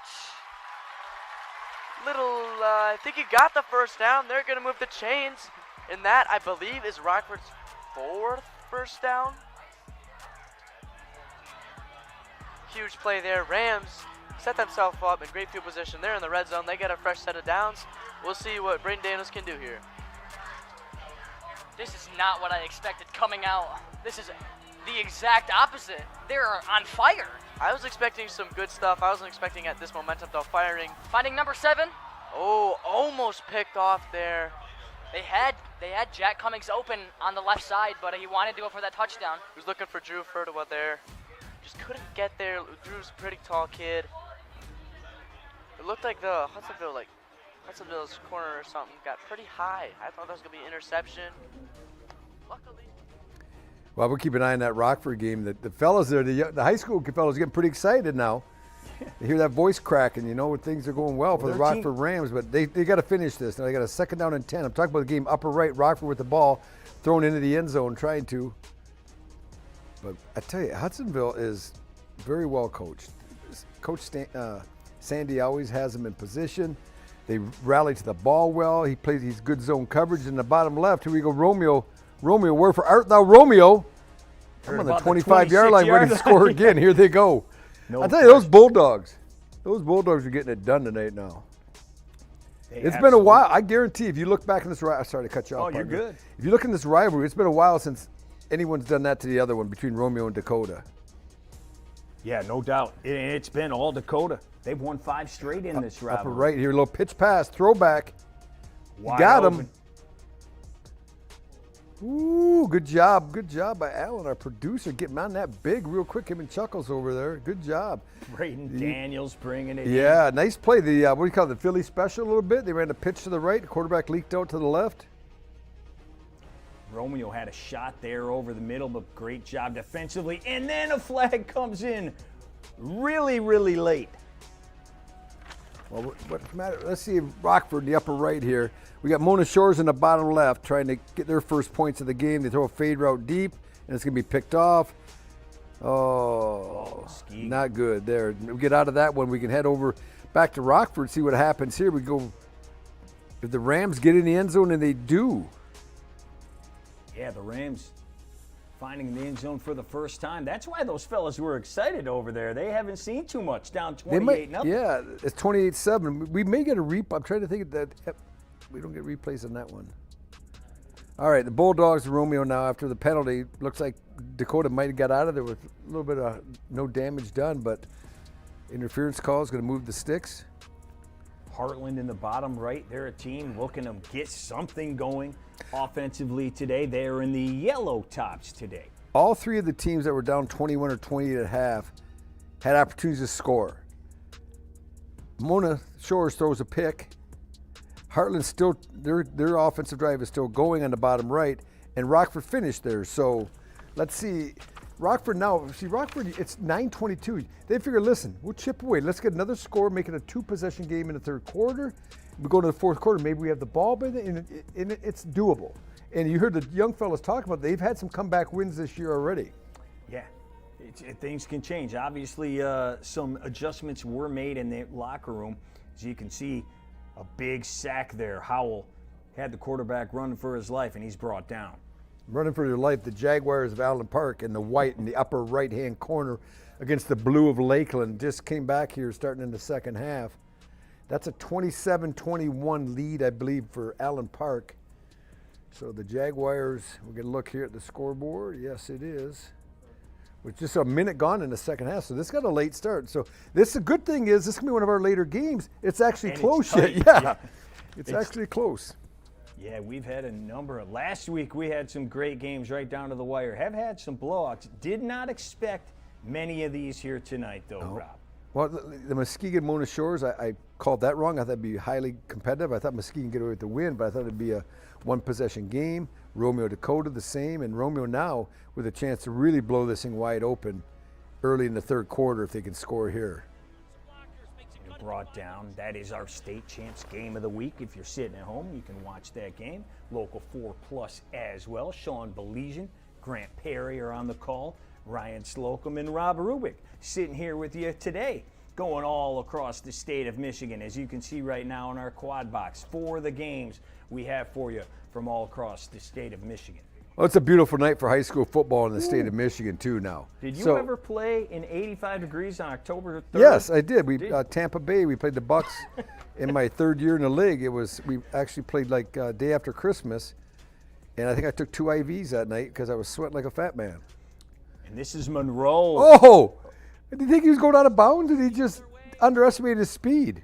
Monroe gets on the board for the very first time today. Zamir Austin, the junior, taking it in. Hey, they're back to life. Yes. We talked about quick scores. We talked about splash explosion plays. There's another. Way to come out of the gate in the second half. Jackson now with just a 14-point lead as they missed an extra point early on. Monroe's going to try to not have that same fortune. We got South Lyon and Waterford on the bottom right now. It looks like South Lyon trying to extend their lead a little bit.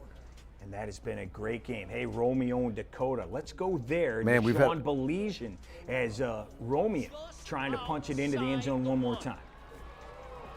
Nepa, under center, sends a man in motion. Hands it off, going near side, touchdown. Guess who? Troy Smith. Troy Smith, only a junior on this team, really shown why he is a underclassman, not a senior, but he is a baller, man, and he's had really good plays today. He's had some corner routes that he snuck out of the backfield, made some big catches. Saw him with that goal line catch to put him on the one, and then they call his number again with the receiver jet sweep, and he gets across the goal line with a great stiff arm. Not before Ryan Rohrburn had a great seal block on the edge. And, man, these Romeo Bulldogs are taking full advantage of the home crowd environment, and they're laying it on thick. 8:59 to go. 26-0 Romeo. PAT pending. Awaiting the snap. The snap is down. The kick is up, and the kick is good. All Bulldogs, Grant. All Bulldogs here. Yeah, and right here, you're just going to see it. Really good job. I want you to watch the edge right here. Number 8, that's Rohrburn. He's going to have a great seal block, which allows Smith to get to the perimeter. Good job by 8, and then right here, use that weapon. Use that stiff arm. Keep him away from you. And you see the swagger, the ability, the unique skill set, what Coach Reines called number 6, Troy Smith. Yeah, we got something going on here. South Lyon trying to add to their lead. They're up 14-0 at Waterford Mott. You can see on the bottom right, they're on the 7-yard line. Maybe we can go big here, and let's go to Waterford Mott and see if the Lions of South Lyon can finish this drive off with a score.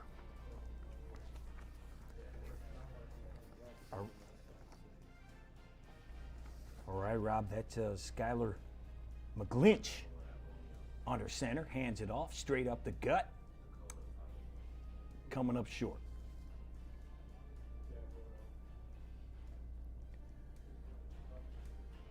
We got upper left, Romeo and Dakota, as you can see. And 27-0. Here comes Dakota with the return, though, much needed. Oh, he's going to go, Rob. Let's see if they mark him down at the 1. They do not. I like it. How about that response? You had to have it. Yeah, what a great block. On the very right towards the end, the guy, you see too many times in the NFL, will push him in the back. He just gets slightly ahead of him and puts his body in the way of the defender tackler. That's a smart play. Elijah Goings going to the house. Back to South Lyon and Waterford Mott. Yeah, we're going to come back in a minute, too, because I'm sure we're going to get a replay at the Dakota Romeo game, because that's our fellas calling that game, so I know we're going to have a replay access in a minute. How about 90? And here it is. Here's a look, upper left. See it, upper left. He comes right through the middle just with speed. And right down here, he's going to pick up a nice block right there. Just get in the way. You don't have to hit anyone or kill anyone. Just make yourself a nuisance. Be in the way. So heads up play. Get him off his stride. Waterford Mott, South Lyon. And you see the officials are getting things straight, cleaning glasses, looking what time the pizza's showing up. Different things like that. Just about 9:25, probably. If they're smart, they're going to get it from Hungry Howie's. I know that. Oh, absolutely. Ooh, yes. Best thing Hungry Howie's now. Yeah. You think I like this job? I love this job. Because I want to meet Howie, though. Yeah. Howie was supposed to be in here. I heard he's got a big old melon now. He does. Yeah, we got big time by Howie. I've had it happen often in my life. Yeah, well. Yeah. All right, let's go back to work here. I like the fact that Monroe, the Trojans, with that big play, they've cut it to a 2-possession game, so that could get interesting again. Dakota cut it to a 3-possession, and now the bottom right, this is a big play here. If the Corsairs can keep South Lyon out of the end zone. Oh, great play. What, they were a little tight end reverse? What was that? I got to think. 84 gets the ball. It's a great number. Gannon Lamont. Yeah. I know a couple of good players have had that. Oh, yeah. Before. I always see at Ford Field, I like it because I see all the jerseys that when I played, I was 84, and it said more Rubick on the back because people wanted more Rubick, but the Rubick fell off, so it just says more. Yeah. It says more on all of them, so that always kind of amazes me that people just pick up sew it back on. Yeah, that Herman fella might have something to say about that, you know. Let's see what we got here. Dakota kicking off upper left. Well, we got Howell going in on the bottom left. Because, Rob, we've had at least 2 kick returns for touchdowns so far today. I think 3 or 4, actually. So pay attention here, but this one goes into the end zone, so that ends that talk.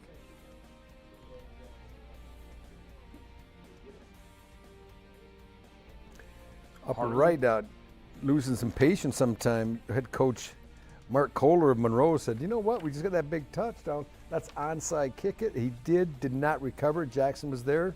They'll retain the ball, and now they're on the march inside the 50-yard line. We're already of into the opponent, fourth quarter there in the bottom left, Howell and Hartland. It's Howell, the Highlanders, taking it to their rivals from right down the road right now as we take it full, and they're looking to add on to their 28-0 lead. You got, what, a second down and a long 3, short 4 here. We've seen this a couple of times. Inside the 5-yard line. This time they hand it to the big fella. That's Bryce Kish. He's been having a day.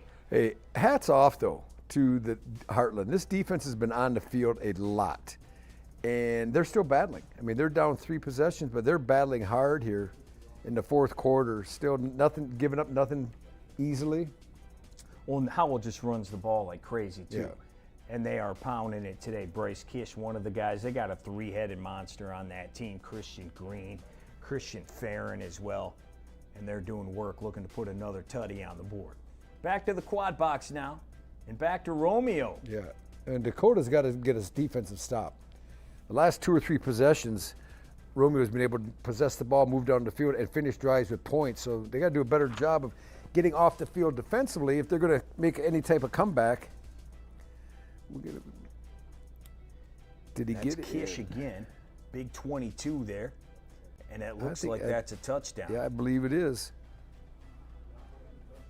Yeah, well, Howell looking to improve to 5-1 in the KLAA West, coming off that great year last year.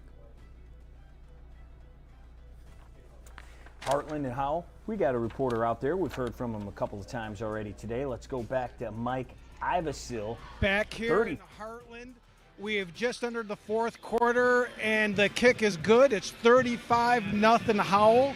In the third quarter, what we missed was we had a 35-yard fumble return by Braden Smith. After that, 2 plays later, Hartland fumbled again, which led to Bryce Kish's second touchdown, a 2-yard plunge. And what we just seen here in the fourth quarter was Bryce Kish's third touchdown, which put him over 80 yards on the day. Back to you guys in the studio.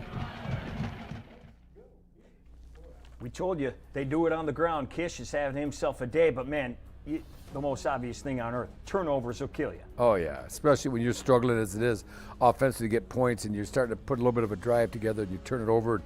And not only you turn over, it's return for points, so it's instant double trouble for your team. And up right here now, we got Jackson. After that onside kick, they've taken full advantage of the short field and they've moved down inside the red zone, trying to get that score they gave up to Monroe on the last time on the big play. Yeah. Trying to make it a 3-possession game again. Giving up that kickoff. Here comes Jackson one more time. You called them the Fighting Dungies earlier, for those that don't know. Tony and Lyndon. I played with Tony Dungy's brother, Lyndon Dungy, at Grand Valley. Men of character for sure, the Dungy family. Wonderful, wonderful men. Absolutely. Top right now. Let's go to JTV. Handoff Dunklin up the middle. He'll get inside the 5. That'll be enough for a first down. It'll be 1st and goal. Another mid-man through and drain first down for the Vikings as they get inside the 5-yard line.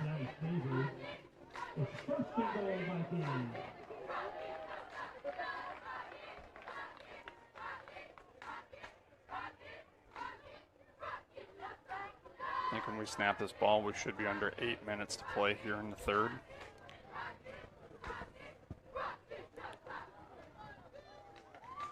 So 1st and goal now from the 3.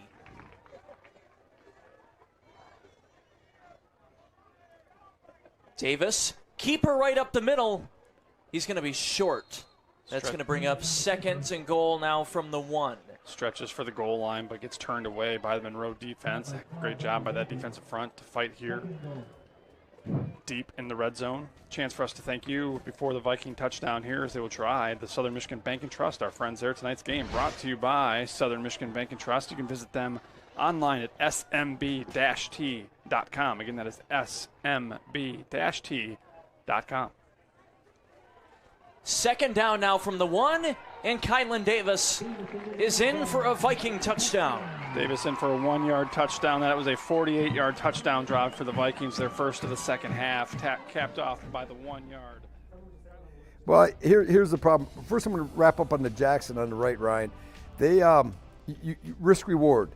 You try to onside kick. If you're Monroe, it doesn't work. You give a short field. The team goes in and now makes it a bigger lead again. And on the left, I think we had a pick 6. You look at Dakota. They fight their way back. They finally get a score. They cut it to a 3-possession game from 28. And Romeo says, I don't think so. You're going to get a look here at the top.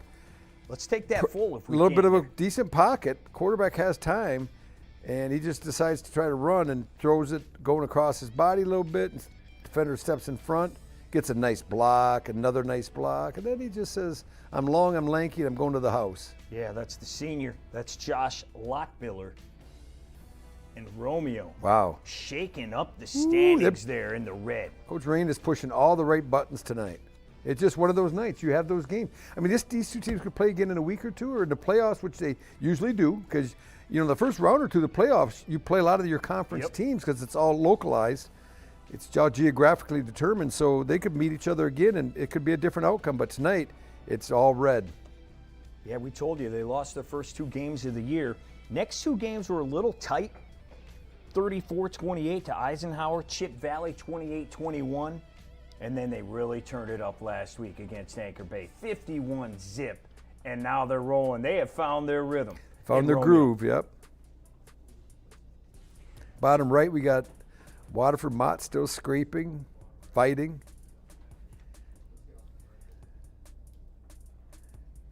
Good sack there, though. Oh. Seats couldn't get anywhere. Let's see if we get a late flag. Quarterback wanted it, not going to get it.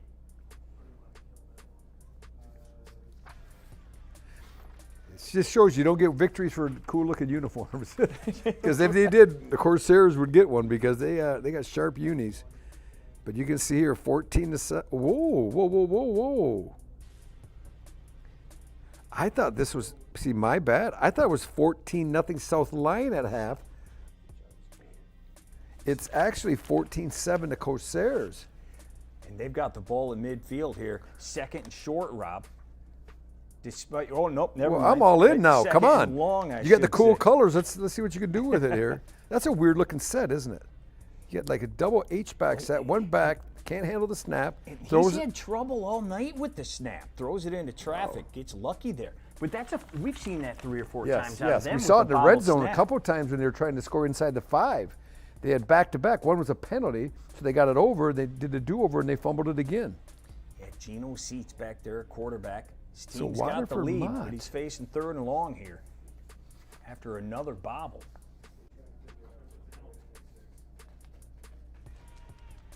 Must have been a penalty in the upper left, or he stepped out of bounds. I'm not sure which one it was because they took the score off the board and pushed Romeo back towards midfield, but it's still the Bulldogs' ball. Now they're just trying to eat some clock as they go and try to get another score.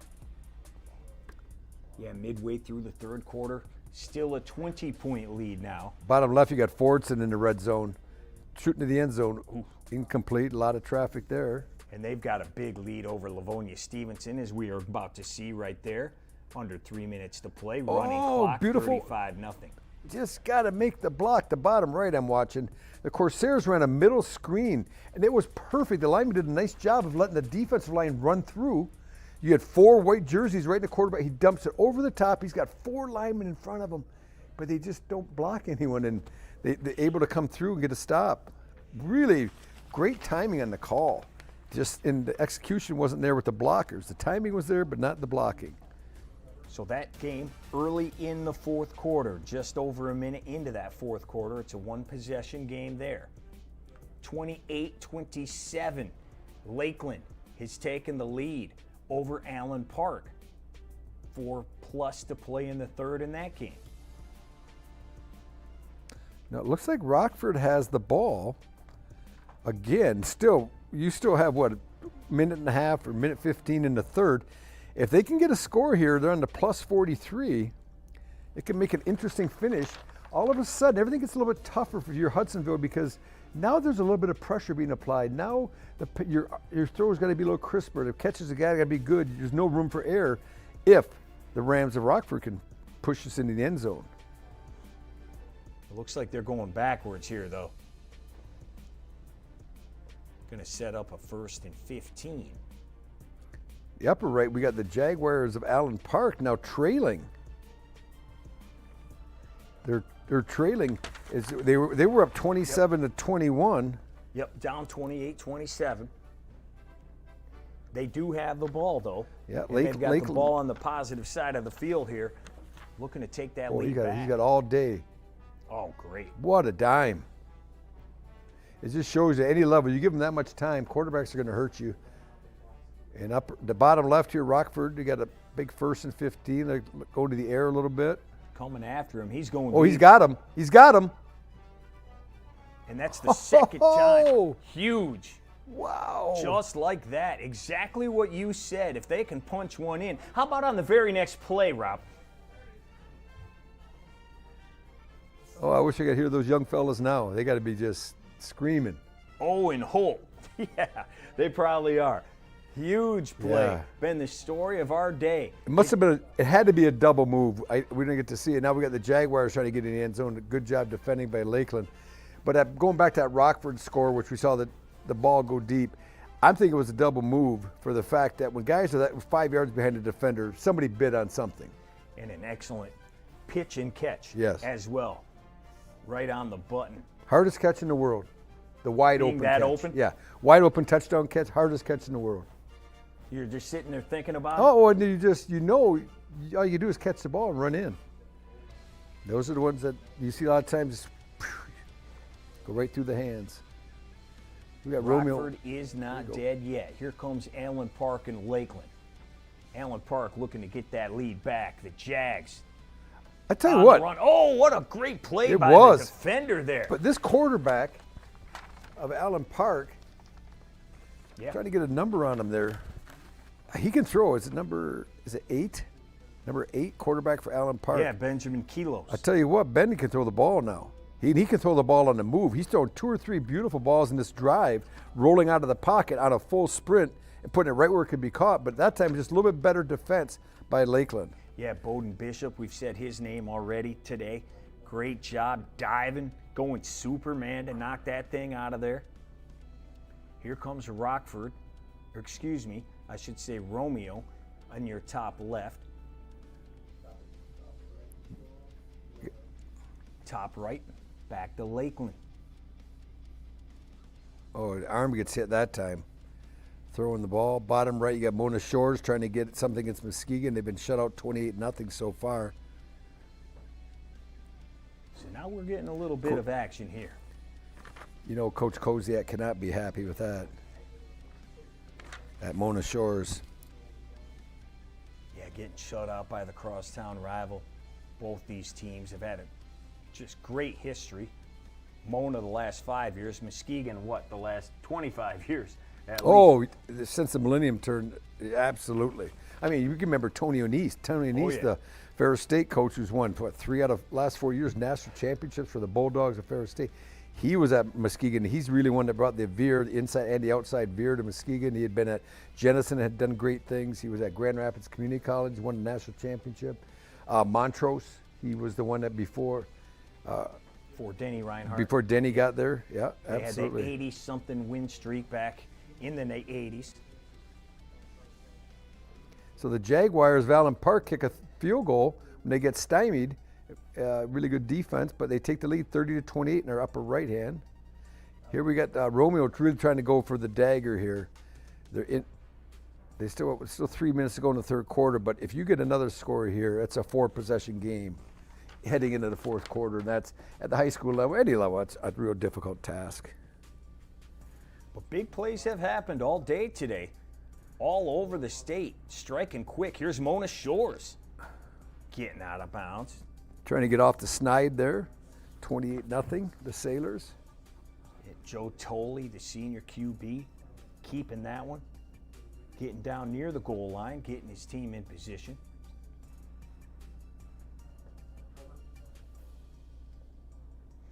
Tolley came over from Portage Northern. Back to the 4 box. South Lyon looking to tie this game up. 14 all. They've got the ball at the 14. That game on your bottom left. Let's go there to see what can happen. Oh, great job at staying on his feet, Rob, getting it down to about the 8. Get a first and goal, bottom left. Return. Top right, Lakeland with a big play.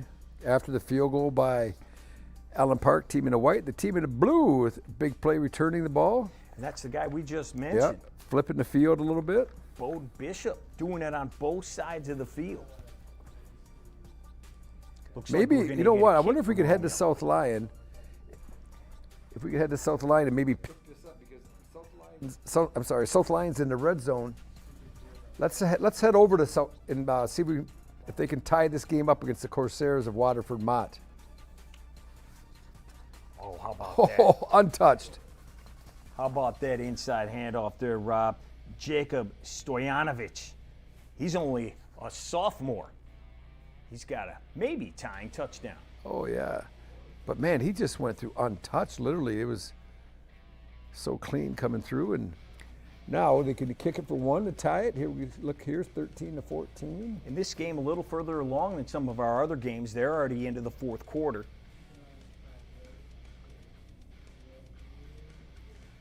Let's see South Lyon. It looks like they are going to kick it. Romeo kicked it. They're up 30-7 now.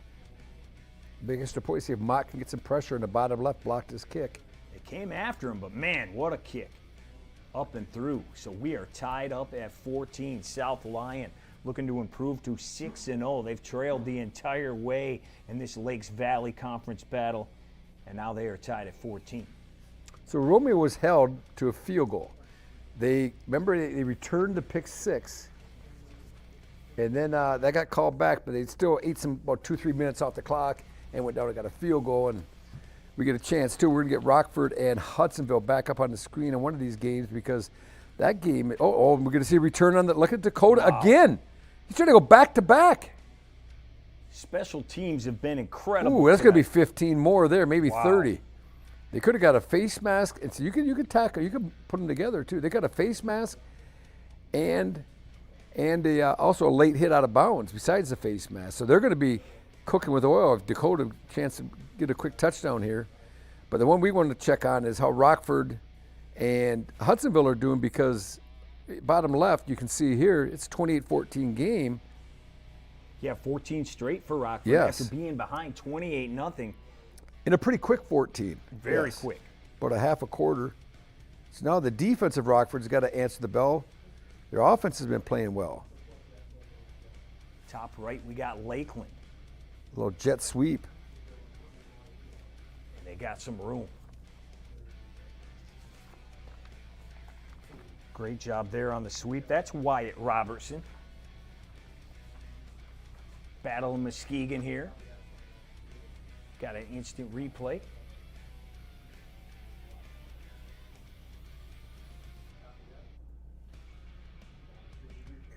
Nice. Here we go. We saw it. We got a little bit late.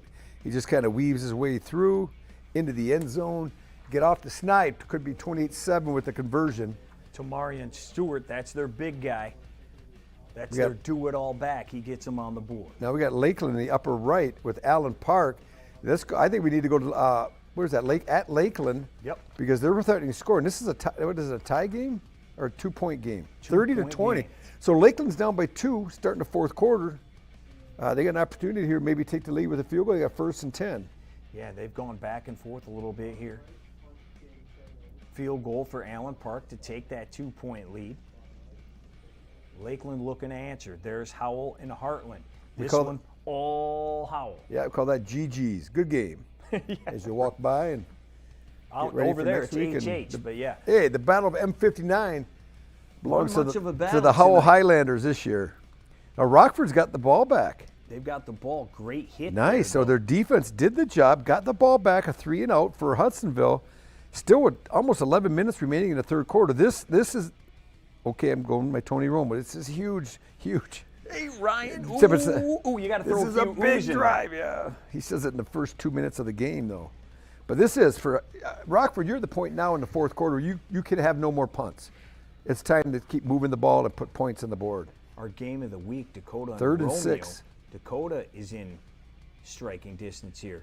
3rd and 6, and how about that? Slips the tackle and takes it across midfield. Wow. I tell you, gutsy call, great throw, nice catch, and then breaks a tackle and turns a first down 8-yard catch into about a 30-yard play. So once again, Rockford, the Rams.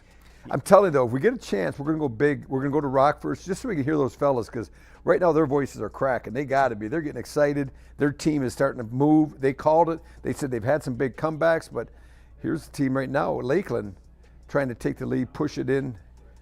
Won't go down. You got a little rugby going on there. Yeah, absolutely. Scrum. A little scrum down to the 2. The Eagles in business. We saw it over there. Rockford making a great play. That was Jax Eckbauer. He's had a great day. We got to get to Rockford, because this is the one now. They just had another big play from about the 40-yard line down to the 2 or 3. And it's been a tale of two halves. It was all Eagles, all Hudsonville with the huge plays in the first. All the huge offensive plays now are going to Rockford. That's where we should go. Let's check in with the fellas. The student broadcast, you know they're excited. Also, we apologize for Crew's loud volume. I don't. This is what we need. This is football. Looking like Luca Hearn taking it in shotgun. He's going to run it up the middle. He's going to stay on his feet. He'll get a gain of about 3 or 4 there to fall at about the 2-yard line. Rams, they need 2 more to go to make it a 1-point game. Let's make sure they hold on to the ball here. They got 9 minutes left of the 4th. Scoring here is a priority. Daniel's not looking like he's coming in yet. Is he in? No, he's not. It's a Hearn taking the snaps. He's going to run it to him again. And he's going to get it in. I think he's in. Refs say. That's going to. I don't know yet. They haven't called anything. Call it touchdown. Touchdown. Refs call it a touchdown. Luca Hearn on the 2-yard rush to make it 20-28. This is an incredible comeback. They are almost down by 1 score now. 1 possession game. Crew, I said it at halftime. I really thought this was going to be a blowout. Oh, somebody's lipping off the field. It's becoming a game. I'm not Looking sure like who that number is. 84 Chase. Nope. Yes, number 84 Chase pitch. 84 is laying down. 84 is Bryce Herringa, the tight end. My apologies. Looks like he's holding his left leg or knee.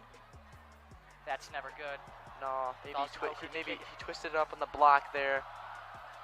It was worth it though. We got a touchdown off the play.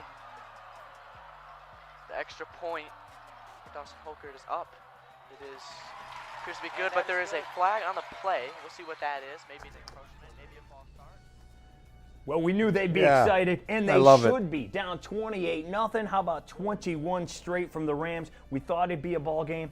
Now we got a ball game, Rob. Yeah, we do. You know what I like about that broadcast, those young fellas calling the game, is to have the type of passion about something in that high school level is incredible. Yeah. I mean, their future, you don't know where they're going to go if they pursue the broadcasting thing, but what a great chance for these young men to develop the broadcasting skills in a real type of situation, calling a game live. It's pretty cool. I like it.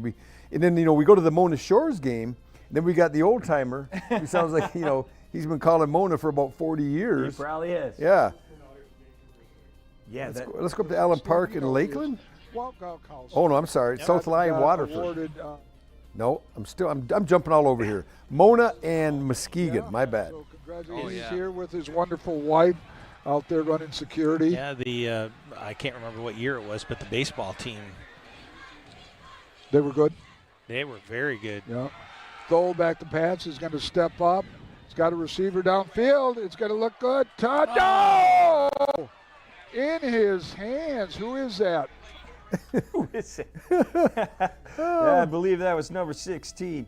That's great. I'm telling you. Great job, though, down the field. How about the defense? Got his hand in there, it looked like, from that angle. I know it's a long ways away at the last second. Great job. It shows the enthusiasm isn't solo for the young or the old. It's for everyone. And high school football, high school football is wonderful. And it's so we are pure. so glad to bring it to you here. We're going to Waterford. This is Mott. Direct snap. He's got room. Uh-oh. See ya. That's Mr. Seats. That's a touchdown. And Waterford takes that lead right back, Rob. Wow. This is a dandy now. This is what I like. I really like.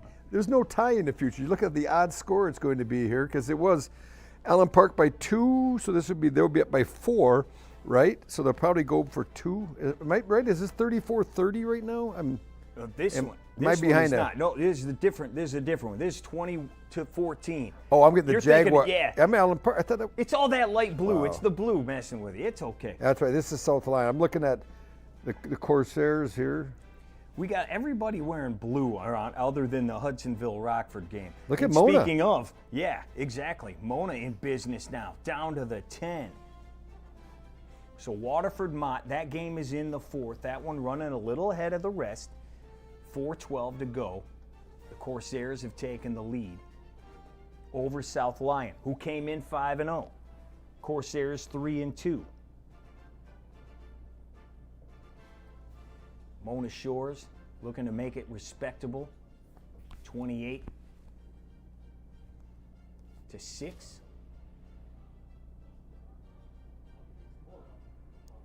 Wow, Rockford scored in one possession. Now they got them pent up deep. And about as deep as you can get, too. I mean, they're at like the inch line there, Rob. No room at all. Boy, they're And going to plenty get of bailed time out a for little Rockford. bit. You get a pass interference call against Rockford is going to get them out to the 15-yard line now. It gives them some breathing room. I have no idea. Did he just flick that ball up in the air? Rob, we took it right as he was kind of flicking it. Well, he might have realized that he wasn't going to score, so he just pitched the ball ahead to someone else. Anyone catch it, you get it. All right, well, we looks like we got a timeout there, so we'll go jump back out to this quad box. Allen Park will punt it. He stood back there forever before kicking it away. Finally does, and look at it bounce. Jaguar bounce down to the 20. They got some work to do, though. Lakeland is taking the lead there. So now the fourth quarter in the bottom right, Mott, that's a Waterford, Mott, and South Lyon. So this is going to be the make or break drive for the Lions of South Lyon, right? They're going to get the ball. They need to go down and try to score. The Corsairs, they went for 2, didn't they? Was that an extra point? They got all muffed there.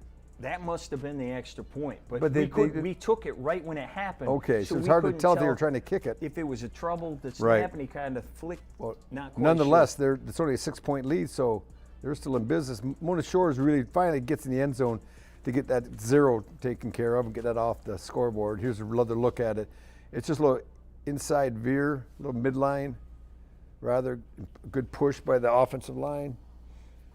Makes it 28-7 or 28-12. They're going to go for 2 here, but with 2:32, really not enough time to mount a comeback. Yeah, not a lot of time in Muskegon. Hudsonville moving the ball a little bit here for the first time in this half, helped out by that pass interference, obviously. But they're trying to hang on to what is now a 7-point lead after giving up 21 unanswered.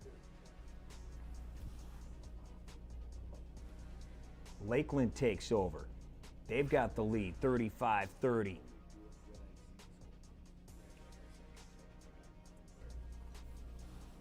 Mona Shores looking to the sideline. As you said, they're going for 2. Looking to make it a 14-point game. Joe Tolley, the quarterback there, and it looks like we got a timeout up there.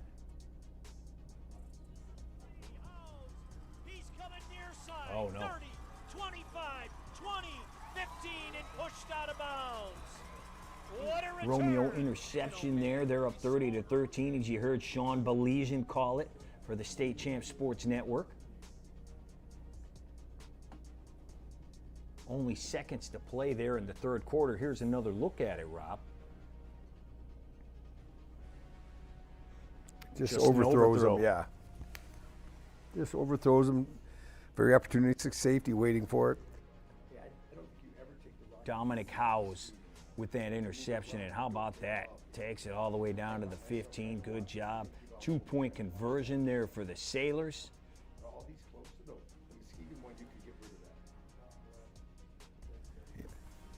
And there's a flag. And it's going to be a hold, so 2-point conversion no good. Romeo's got the edge. There is a flag there, though. That's going to be coming back. That's on the top left. Bottom left has turned into a game. The one we thought would be. Number 3, Hudsonville. Number 7, Rockford. A battle for first place in the OK Red. Right, and all three of these that we have, with the exception of the Dakota game, which is pretty much not in flux any longer, that Romeo has it in hand. But the other three are all games. Now, Allen Park, you see doing a good job against us. Lakeland, rather. And South Lyon and Waterford Mott in a battle, and Rockford's turned their game into a battle. It was 28-0 at half, and now they've got to one-score game. Yeah, one-possession game, and all three of those, except for Dakota and Romeo, which you can see the score there at the bottom of that box there.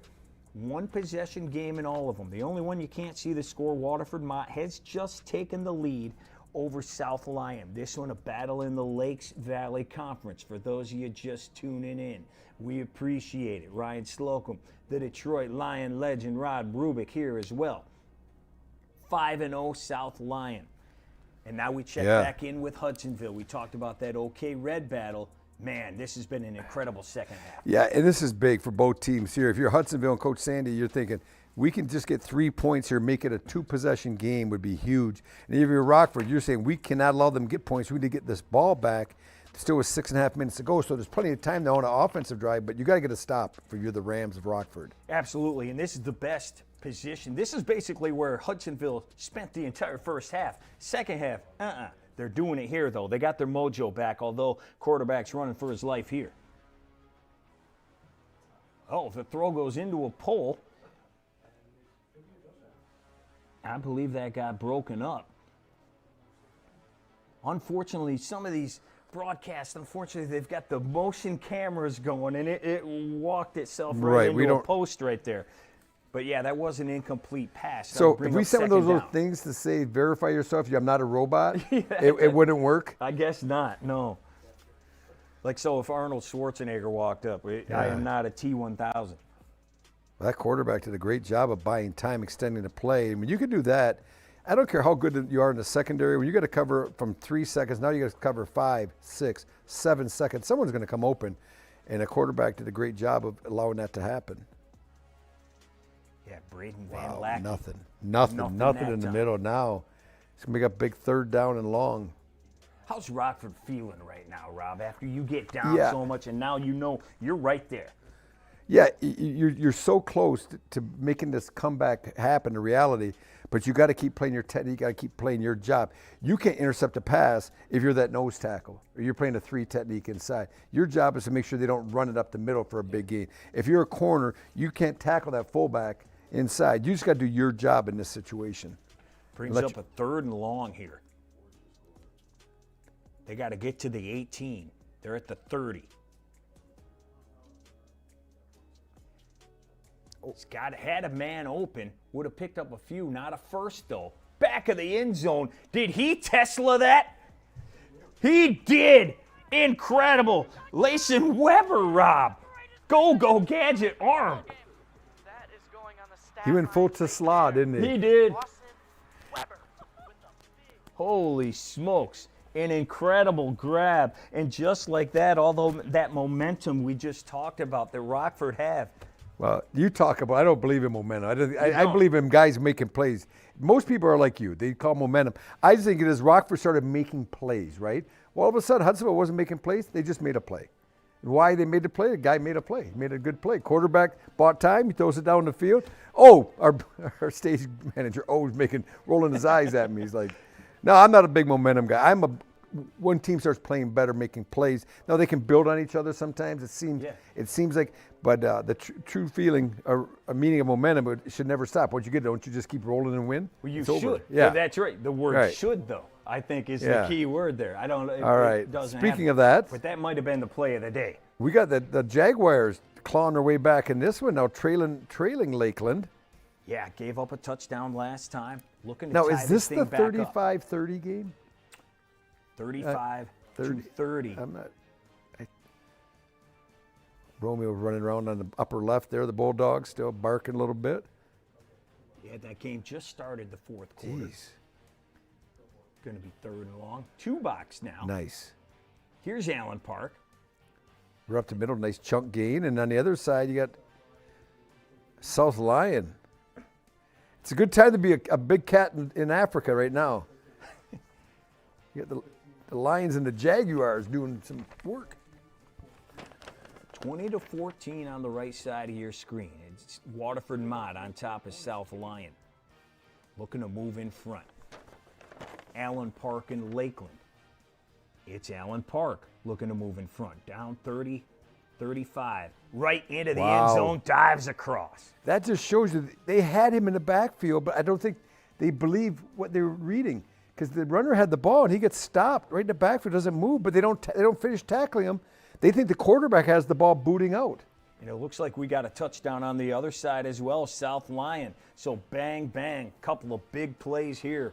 This is what you get every week when you watch State Champs score on Local 4 Plus and the State Champs YouTube channel. I like the 2-box.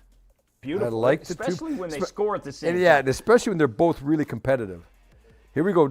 Okay, Allen Park going for 2. Or no, I'm sorry. Yep, yes, Allen Park going for 2. Little breakup in the action. Couldn't tell where that ball went. So. And we'll take a look at the scoreboard right now. Yeah, so it's a 1-point game. Went this for was 2, a 35-30 game, yep. So Allen Park has the lead with 6:34 to go. It made sense to go for 2. Obviously, with a 1-point lead, you're trying to make it 3. Make it a field goal would not beat you.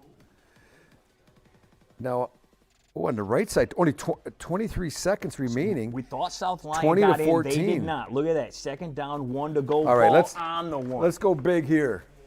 We're big, and we're going to finish this one out now.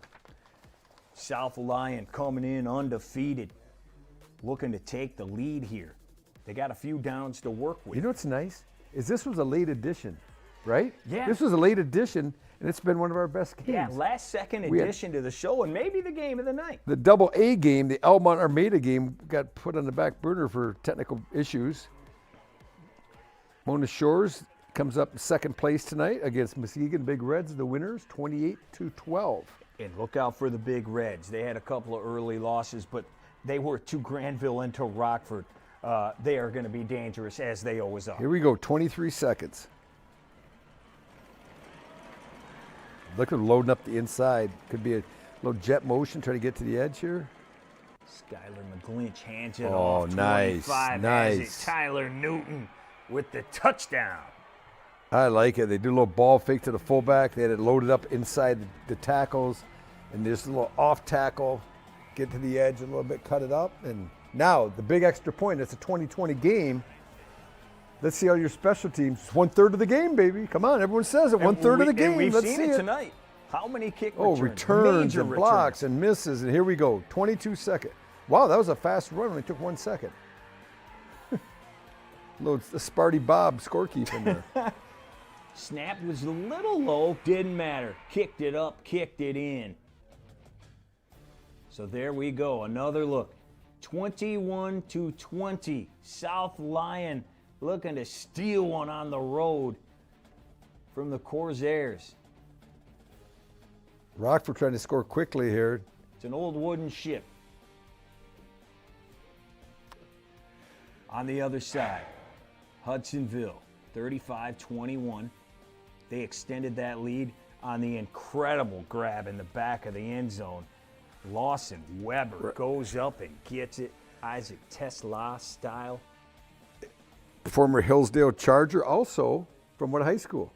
Hudsonville. There you go. Unity Christian. Oh, no, I thought it was just Hudsonville. Was it Hudsonville High? I could be wrong. You're the boss. I'm going to look it up while we're sitting here.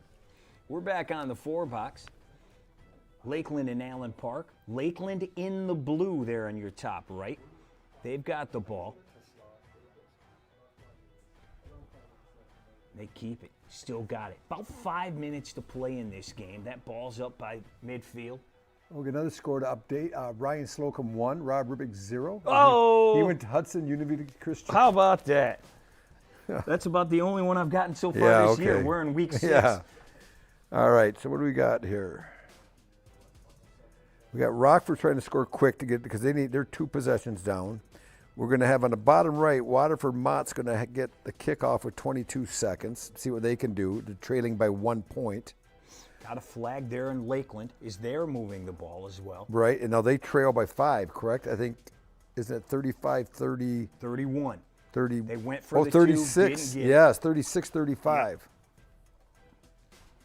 Dakota looking to make something happen. Quarterback just lays down. Ball is down. Yep, good call by the official. All right, bottom right. This is the 22 second. I think we probably can go in that and watch the last couple plays. Go big on this. A little jump pass. No. It works. Well, they're going to stop the clock to move the chains so they get a first down. Seats got it out there. Alex Allen brings it in. They take that timeout. They still got life.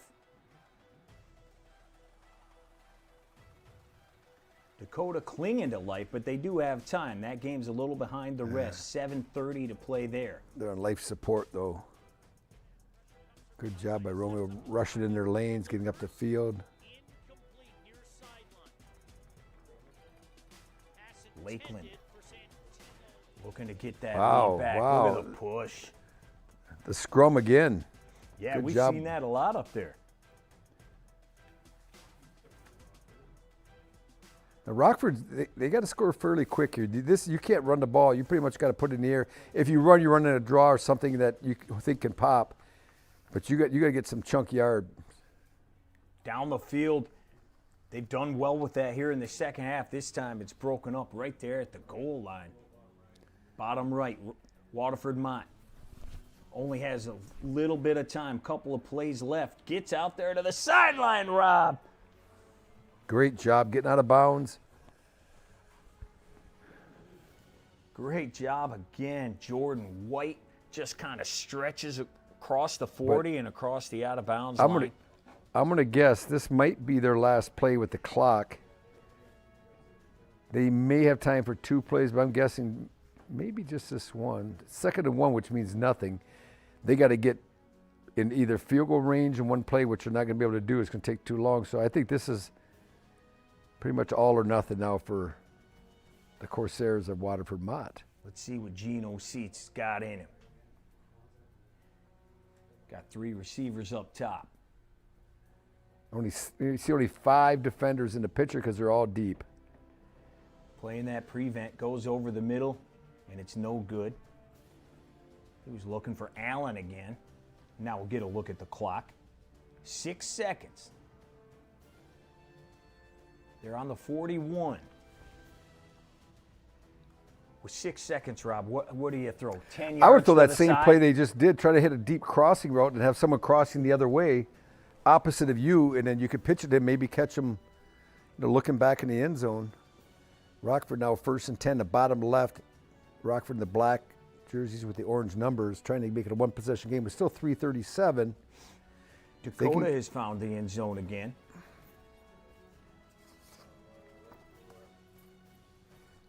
Six seconds, and the bot right here. Seats throws to the sideline, and he fell. Look, did he run into his own man there, Rob? Well, they had a timeout remaining, it looks like. They just used the last timeout. I think coach is trying to get close enough we could throw the Hail Mary. Yeah. But I'm not sure there's many high school kids that can throw the ball 60 yards. Yeah, because they're still on the opposite side of the field after that. Rockford's 2nd and 10 now on the bottom left. Looks like they got the ball to 15. Dakota, huh? Look at them just clawing. Yeah, they're not dead yet. Going for 2 here. Here's a replay how they scored. Good job on the perimeter blocking all the way around. Yeah, Jeremiah Aaron right there.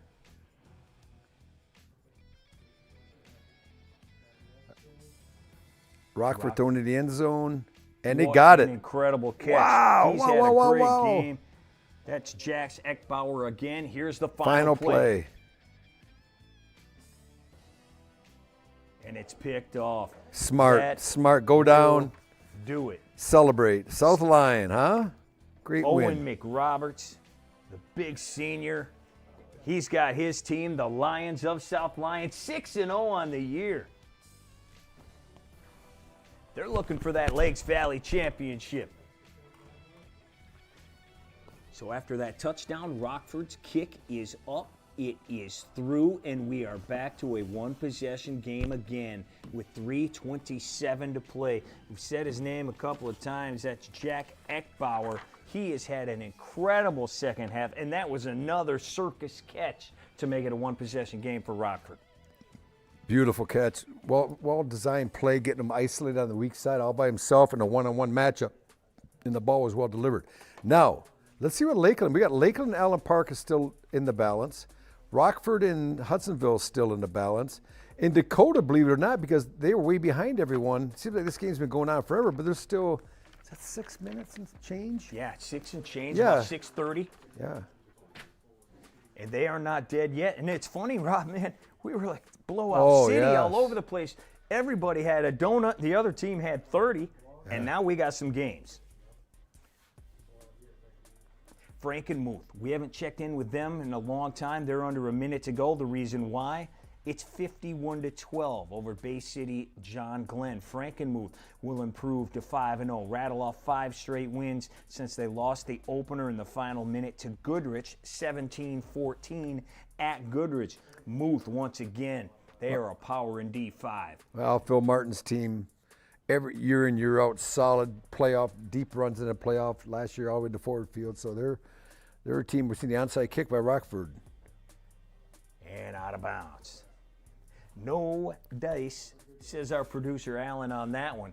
Interesting. So short field for the Eagles. Yeah, interesting. Still with 3.5 minutes to go. Why you wouldn't kick them deep? Incredible effort there. And Yeah. Monroe by their receiver. Doesn't bring it in, though. Monroe's fighting. How about the run right here? Little scramble, gets down to the 10. Monroe not dead yet. These are our final 4 games for those joining us at home here on State Champ Score. Man, it's turned into an incredible night. Ryan Slocum and Rob Rubick here. Romeo firing down the field into the bucket, but he couldn't bring it in. Allen Park and Lakeland is a 1-point game. Lakeland trying to take that lead back. As I say it, our cameraman takes the scoreboard. We appreciate that. $1:45 to go in that one. Lakeland trying to move back in front.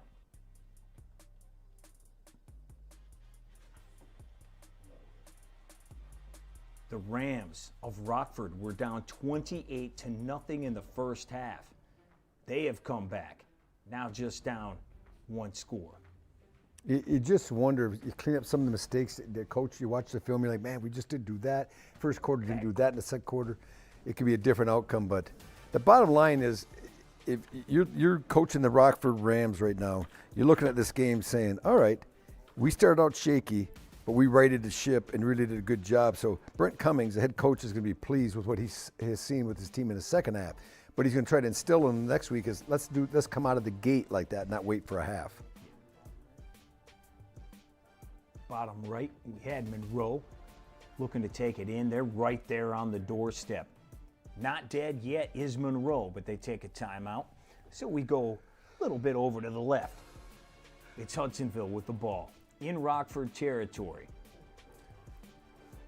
You just wonder if Hudsonville wants to put the ball in the air. They can trust their quarterback, but they get him out of the pocket extremely well, and he can extend plays. You want to keep that clock going. And there you go. He does just that, keeps it himself.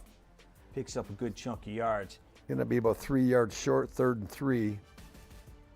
And the clock is still moving. Bucket 21 to go for Lakeland. That's all they have to try to take the lead. They do have the ball. And here they are, inside the 40. Big 4th down play for Lakeland. They got to get it here. Little reverse action. Oh, great call. They got it. Some. Woo! How about that, Rob? Oh! Heartbreaker. Robertson. Heartbreaker. Rob, how about the play call? Misdirection all over. Little reverse. Wyatt knew where he was going. Oh, my. Great play. Great play. The junior running back giving his team the lead in this game that's gone back and forth for about the last hour and a half. Good news is Lakeland scored. The bad news is they left a little bit of time on the clock. They may have scored too quick. Allen Park will have a chance to come back. They're going to need to get a touchdown, though. Monroe has taken it in. They are on the bottom right. Jackson had a huge lead in this one, and Monroe just keeps chipping away. Here's a replay of it. So you think our producers will just let us come out, our bosses, sit through the second half? You Because know the first half, it was all fool's gold. It looks like now these games are tightening up. It's like the NFL. And that Lakeland does get the 2-point conversion as well. So $1:12 to go. 43-36. So now, if you're the Jaguars of Allen Park, you need a touchdown and a 1 or 2 point conversion to tie or win. Monroe doing the same here. They're down 8. They're going for 2. Got him. Wide open. What a throw.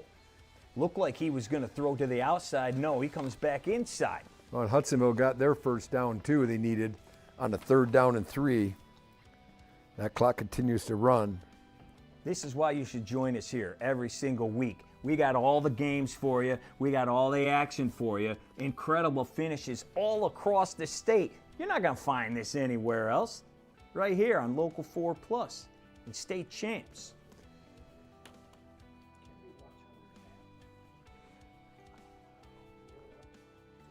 Hudsonville looking to put this one away, Rob. That clock is moving.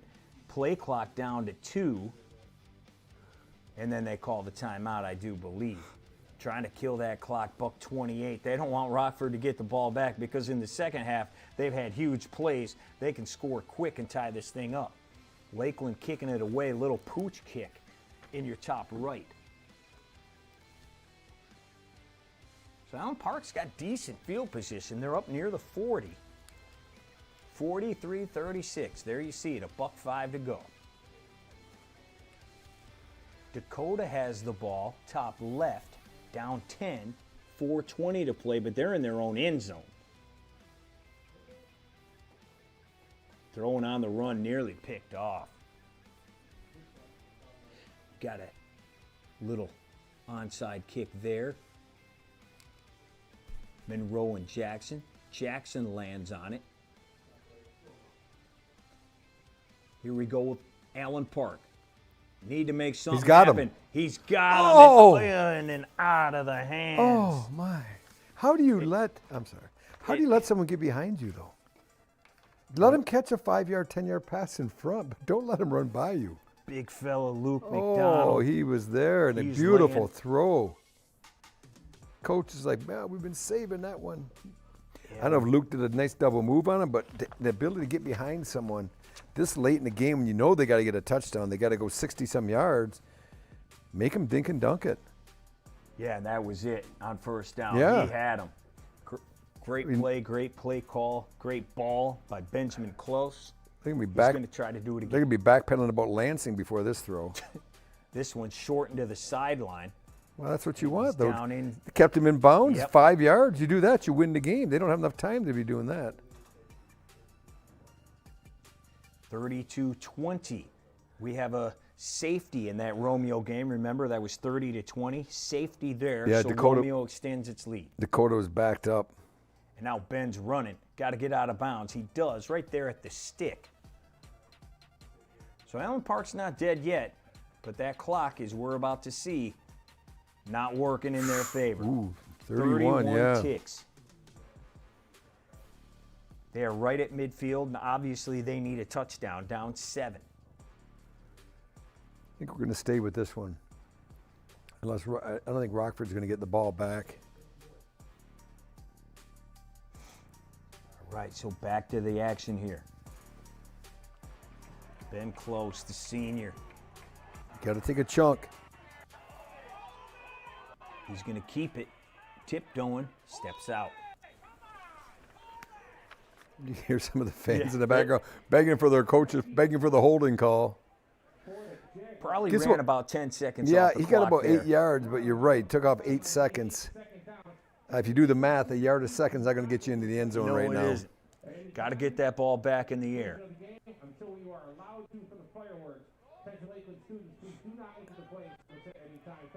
Here we go. I think you really got to get about a 20-yard chunk here because you want to be able to throw it in the end zone once or twice. Those receivers are getting tired. Sam Granta was in motion. Here he goes again. Got to scramble. Get out of bounds. I mean, he picks up yards. Well, he's getting to the 35. And you know what he is doing too? If he does that one more time, running the ball, he'll have time for maybe 2 shots in the end zone. Maybe, at least 1, but maybe 2. When he's making the decision quick, because he knows he doesn't have a lot of time. He's looking, he's got nothing. I got to get out of bounds. And he's doing a good job. I like to see him throw they've got to be playing soft coverage. Throw it a 5 or 10 yard out, and then take a legitimate pass into the end zone where you don't have to just heave it up for a Hail Mary. Right up the top here. Look at the soft coverage. I'd run this guy in and out. He's going to take the shot right now. Just throws it away. He had a man. Oh, that's smart. If that guy catches it, it's game over. Take a look at the board one more time. No, you may have 2 shots in the end zone. If you drop back and let it go, the 35-yard line, guys runs a 5 flat 40. I don't know. I said I was told there'd be no math. It's good to be the orange and black right now for Jackson, but not in the Rockford game because they're both in the victory formation, taking a knee, ending the games. We'll have final scores here shortly. But this is the play right now. You got to get it into the end zone. You got to heave it. And quick. Now only 9 seconds to go. Has a man out there. Oh, you got to go out of bounds. The wrong way. That's the game, set, match. That's going to do it for Lakeland. Would have kept this game alive. I believe it could 1 second left. Well, did they have a timeout? Must have used a timeout. Obviously, we can't see on the board where there are timeouts at all. So we're not sure about the timeout situation. Obviously, there must have been one right there. Yeah. Or else it would be game, set, match. So here we go. Yeah, it's we're going to have one more play. Rockford and Hudsonville. Hudsonville improving to 6-0 on the year, and they take control of the OK Red. They had to fight for it after going up 28-0, but they did the job. And almost, if you're at Hudsonville, you're really happy you got the win, but it kind of have a little bad taste in your mouth because you were dominant for a half. Dominant. But then you were dominated for a half. And they did enough at the end to win, which shows character as well. You know, they're able to hold the ball and eat the clock up and not give Rockford a chance to get that last possession and tie it up. But Rockford, you know, you build on it both ways. That's why every game, whether you win or lose, you can improve from. And whether, you know, you learn life lessons, you learn football lessons, and you try to get better and line up again the next week. Yeah, Rockford falls to 4-2. Their other loss came week 1 to Saline, 37-28. And Saline has been rolling all year long as well. Dakota and Romeo there. We got 1 minute to play. Here we go. One. But let's go back to Allen Park. They got 1 second left. They have to score a touchdown. You cannot throw this 10 yards. 25 yards to go. Let her go. Oh, pass interference. Out there and he was. A flag. That was. He ran him over. The receiver's the defender never located the ball, which you don't have to do. But if you don't locate it, you run the receiver over who's trying to catch it, you're going to get called. So that's going to be a 15-yard penalty. Can't end the game on a defensive penalty. And so new life. Yes. And now you're looking at about an 18-yard throw or so. You don't have to loft it in the air. You can zip it. Run a normal play. Oh, I love this. It's awesome.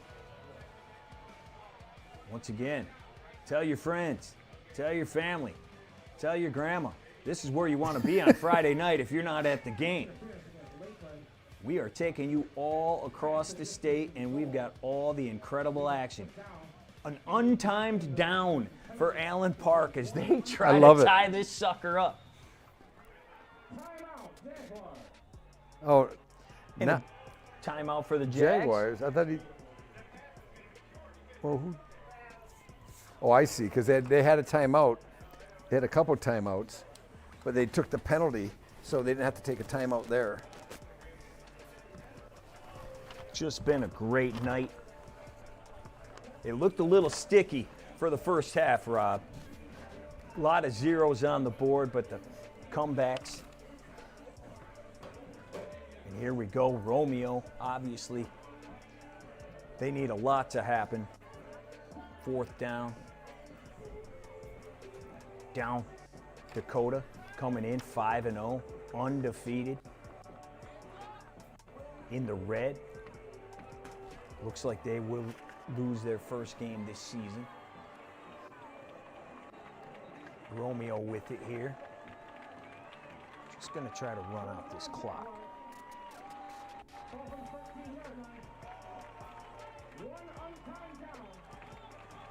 That There first we down go. there, that's They got the first down on 4th and 1. That'll do it. Here we go, Rob. Untimed down. Look at this. 17, 18-yard line. Front's got a pressure for Lakeland. Ben You got to throw it. You're not going to run it in.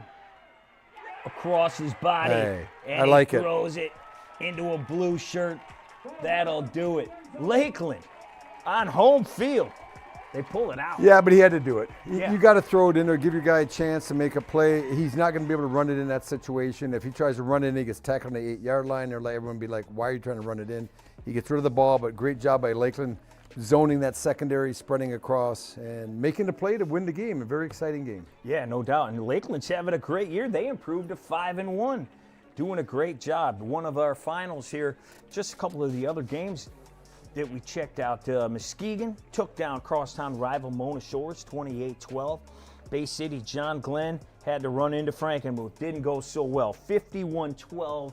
Muth takes that one. It's Jackson 26-20 over Monroe. We've got Traverse City St. Francis 20-13 over Boyne City. And next week, you got East Kentwood, Hudsonville as well. Oh, that'll be a dandy. That is hopefully massive.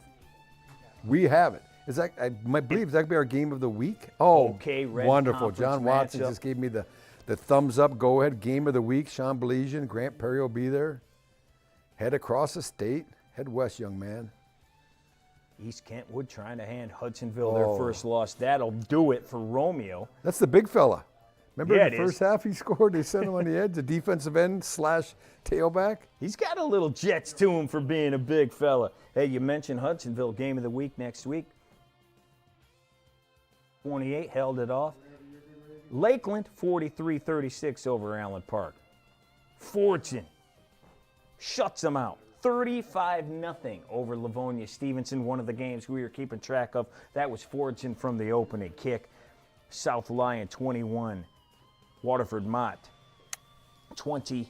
They hold off to improve to 6-0. And then as we saw, the battle of Howell and Hartland, all Howell. 35-0 in that one. Yeah, very disappointing night for the Hartland Eagles. The Highlanders had too much. The Battle of M59 went to Howell this year. Hey, game of the week. We just talked about it. Next week's game of the week. What is it? Yeah, this one was Romeo against Dakota. And it was Romeo doing work. Rob, how about this run? Well, it started early and then it went on often. A lot of big plays by this Romeo offense, this Romeo defense. The special teams, you can see right here, they're going to just get to the edge. They run a little bit of a jet sweep and too much speed, too much balance, too much athleticism, and Romeo started to get a commanding lead. But, you know, for Dakota's credit, they don't give up.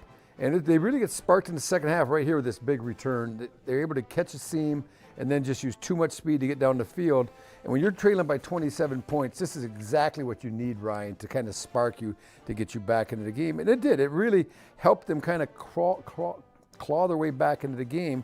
And this doesn't hurt either when you got a quarterback that can move and make some plays. But when you make a play like that, it's for the wrong team. Absolutely. And they had one And that's call back earlier, and I think it was this Yeah, I think one. it was this one too. Was the pick six was called back.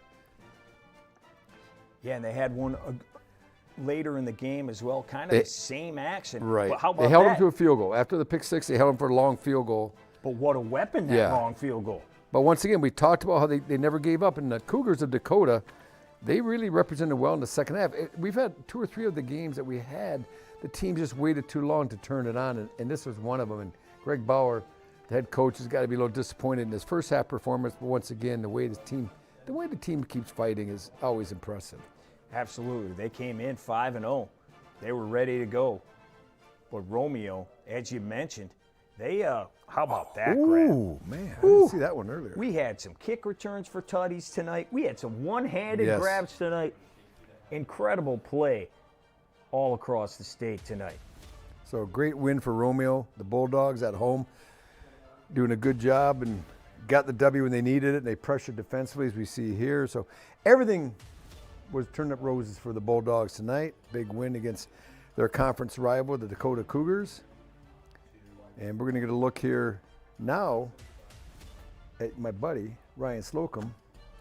Great night again. Really enjoyed it. We're working the kinks out every week. It's getting better and better and better. We just need all the high schools to kind of help us out and play competitive, close games. Yeah. Not wait till the second half. Tune in at 7:15 when we start, not at 8:30 when the games get good like they did tonight. But yeah, it was incredible to be able to bring people at home watching this from all across the state, the incredible action. Because like we always say, maybe you are a team in the OAA Red, and you don't get a chance to see the teams from the OK Red on the other side of the state. We'll bring it to you, including our game of the week, which you mentioned next week, which is going to be awesome. East Kentwood, Hudsonville, be there. It's going to be another great game out of the OK Red Conference, and we saw one tonight. We've seen 2 or 3 of them this year, so let's see what we're going to see next week. All right, week 6 is in the books. We'll be right back here on Score next week.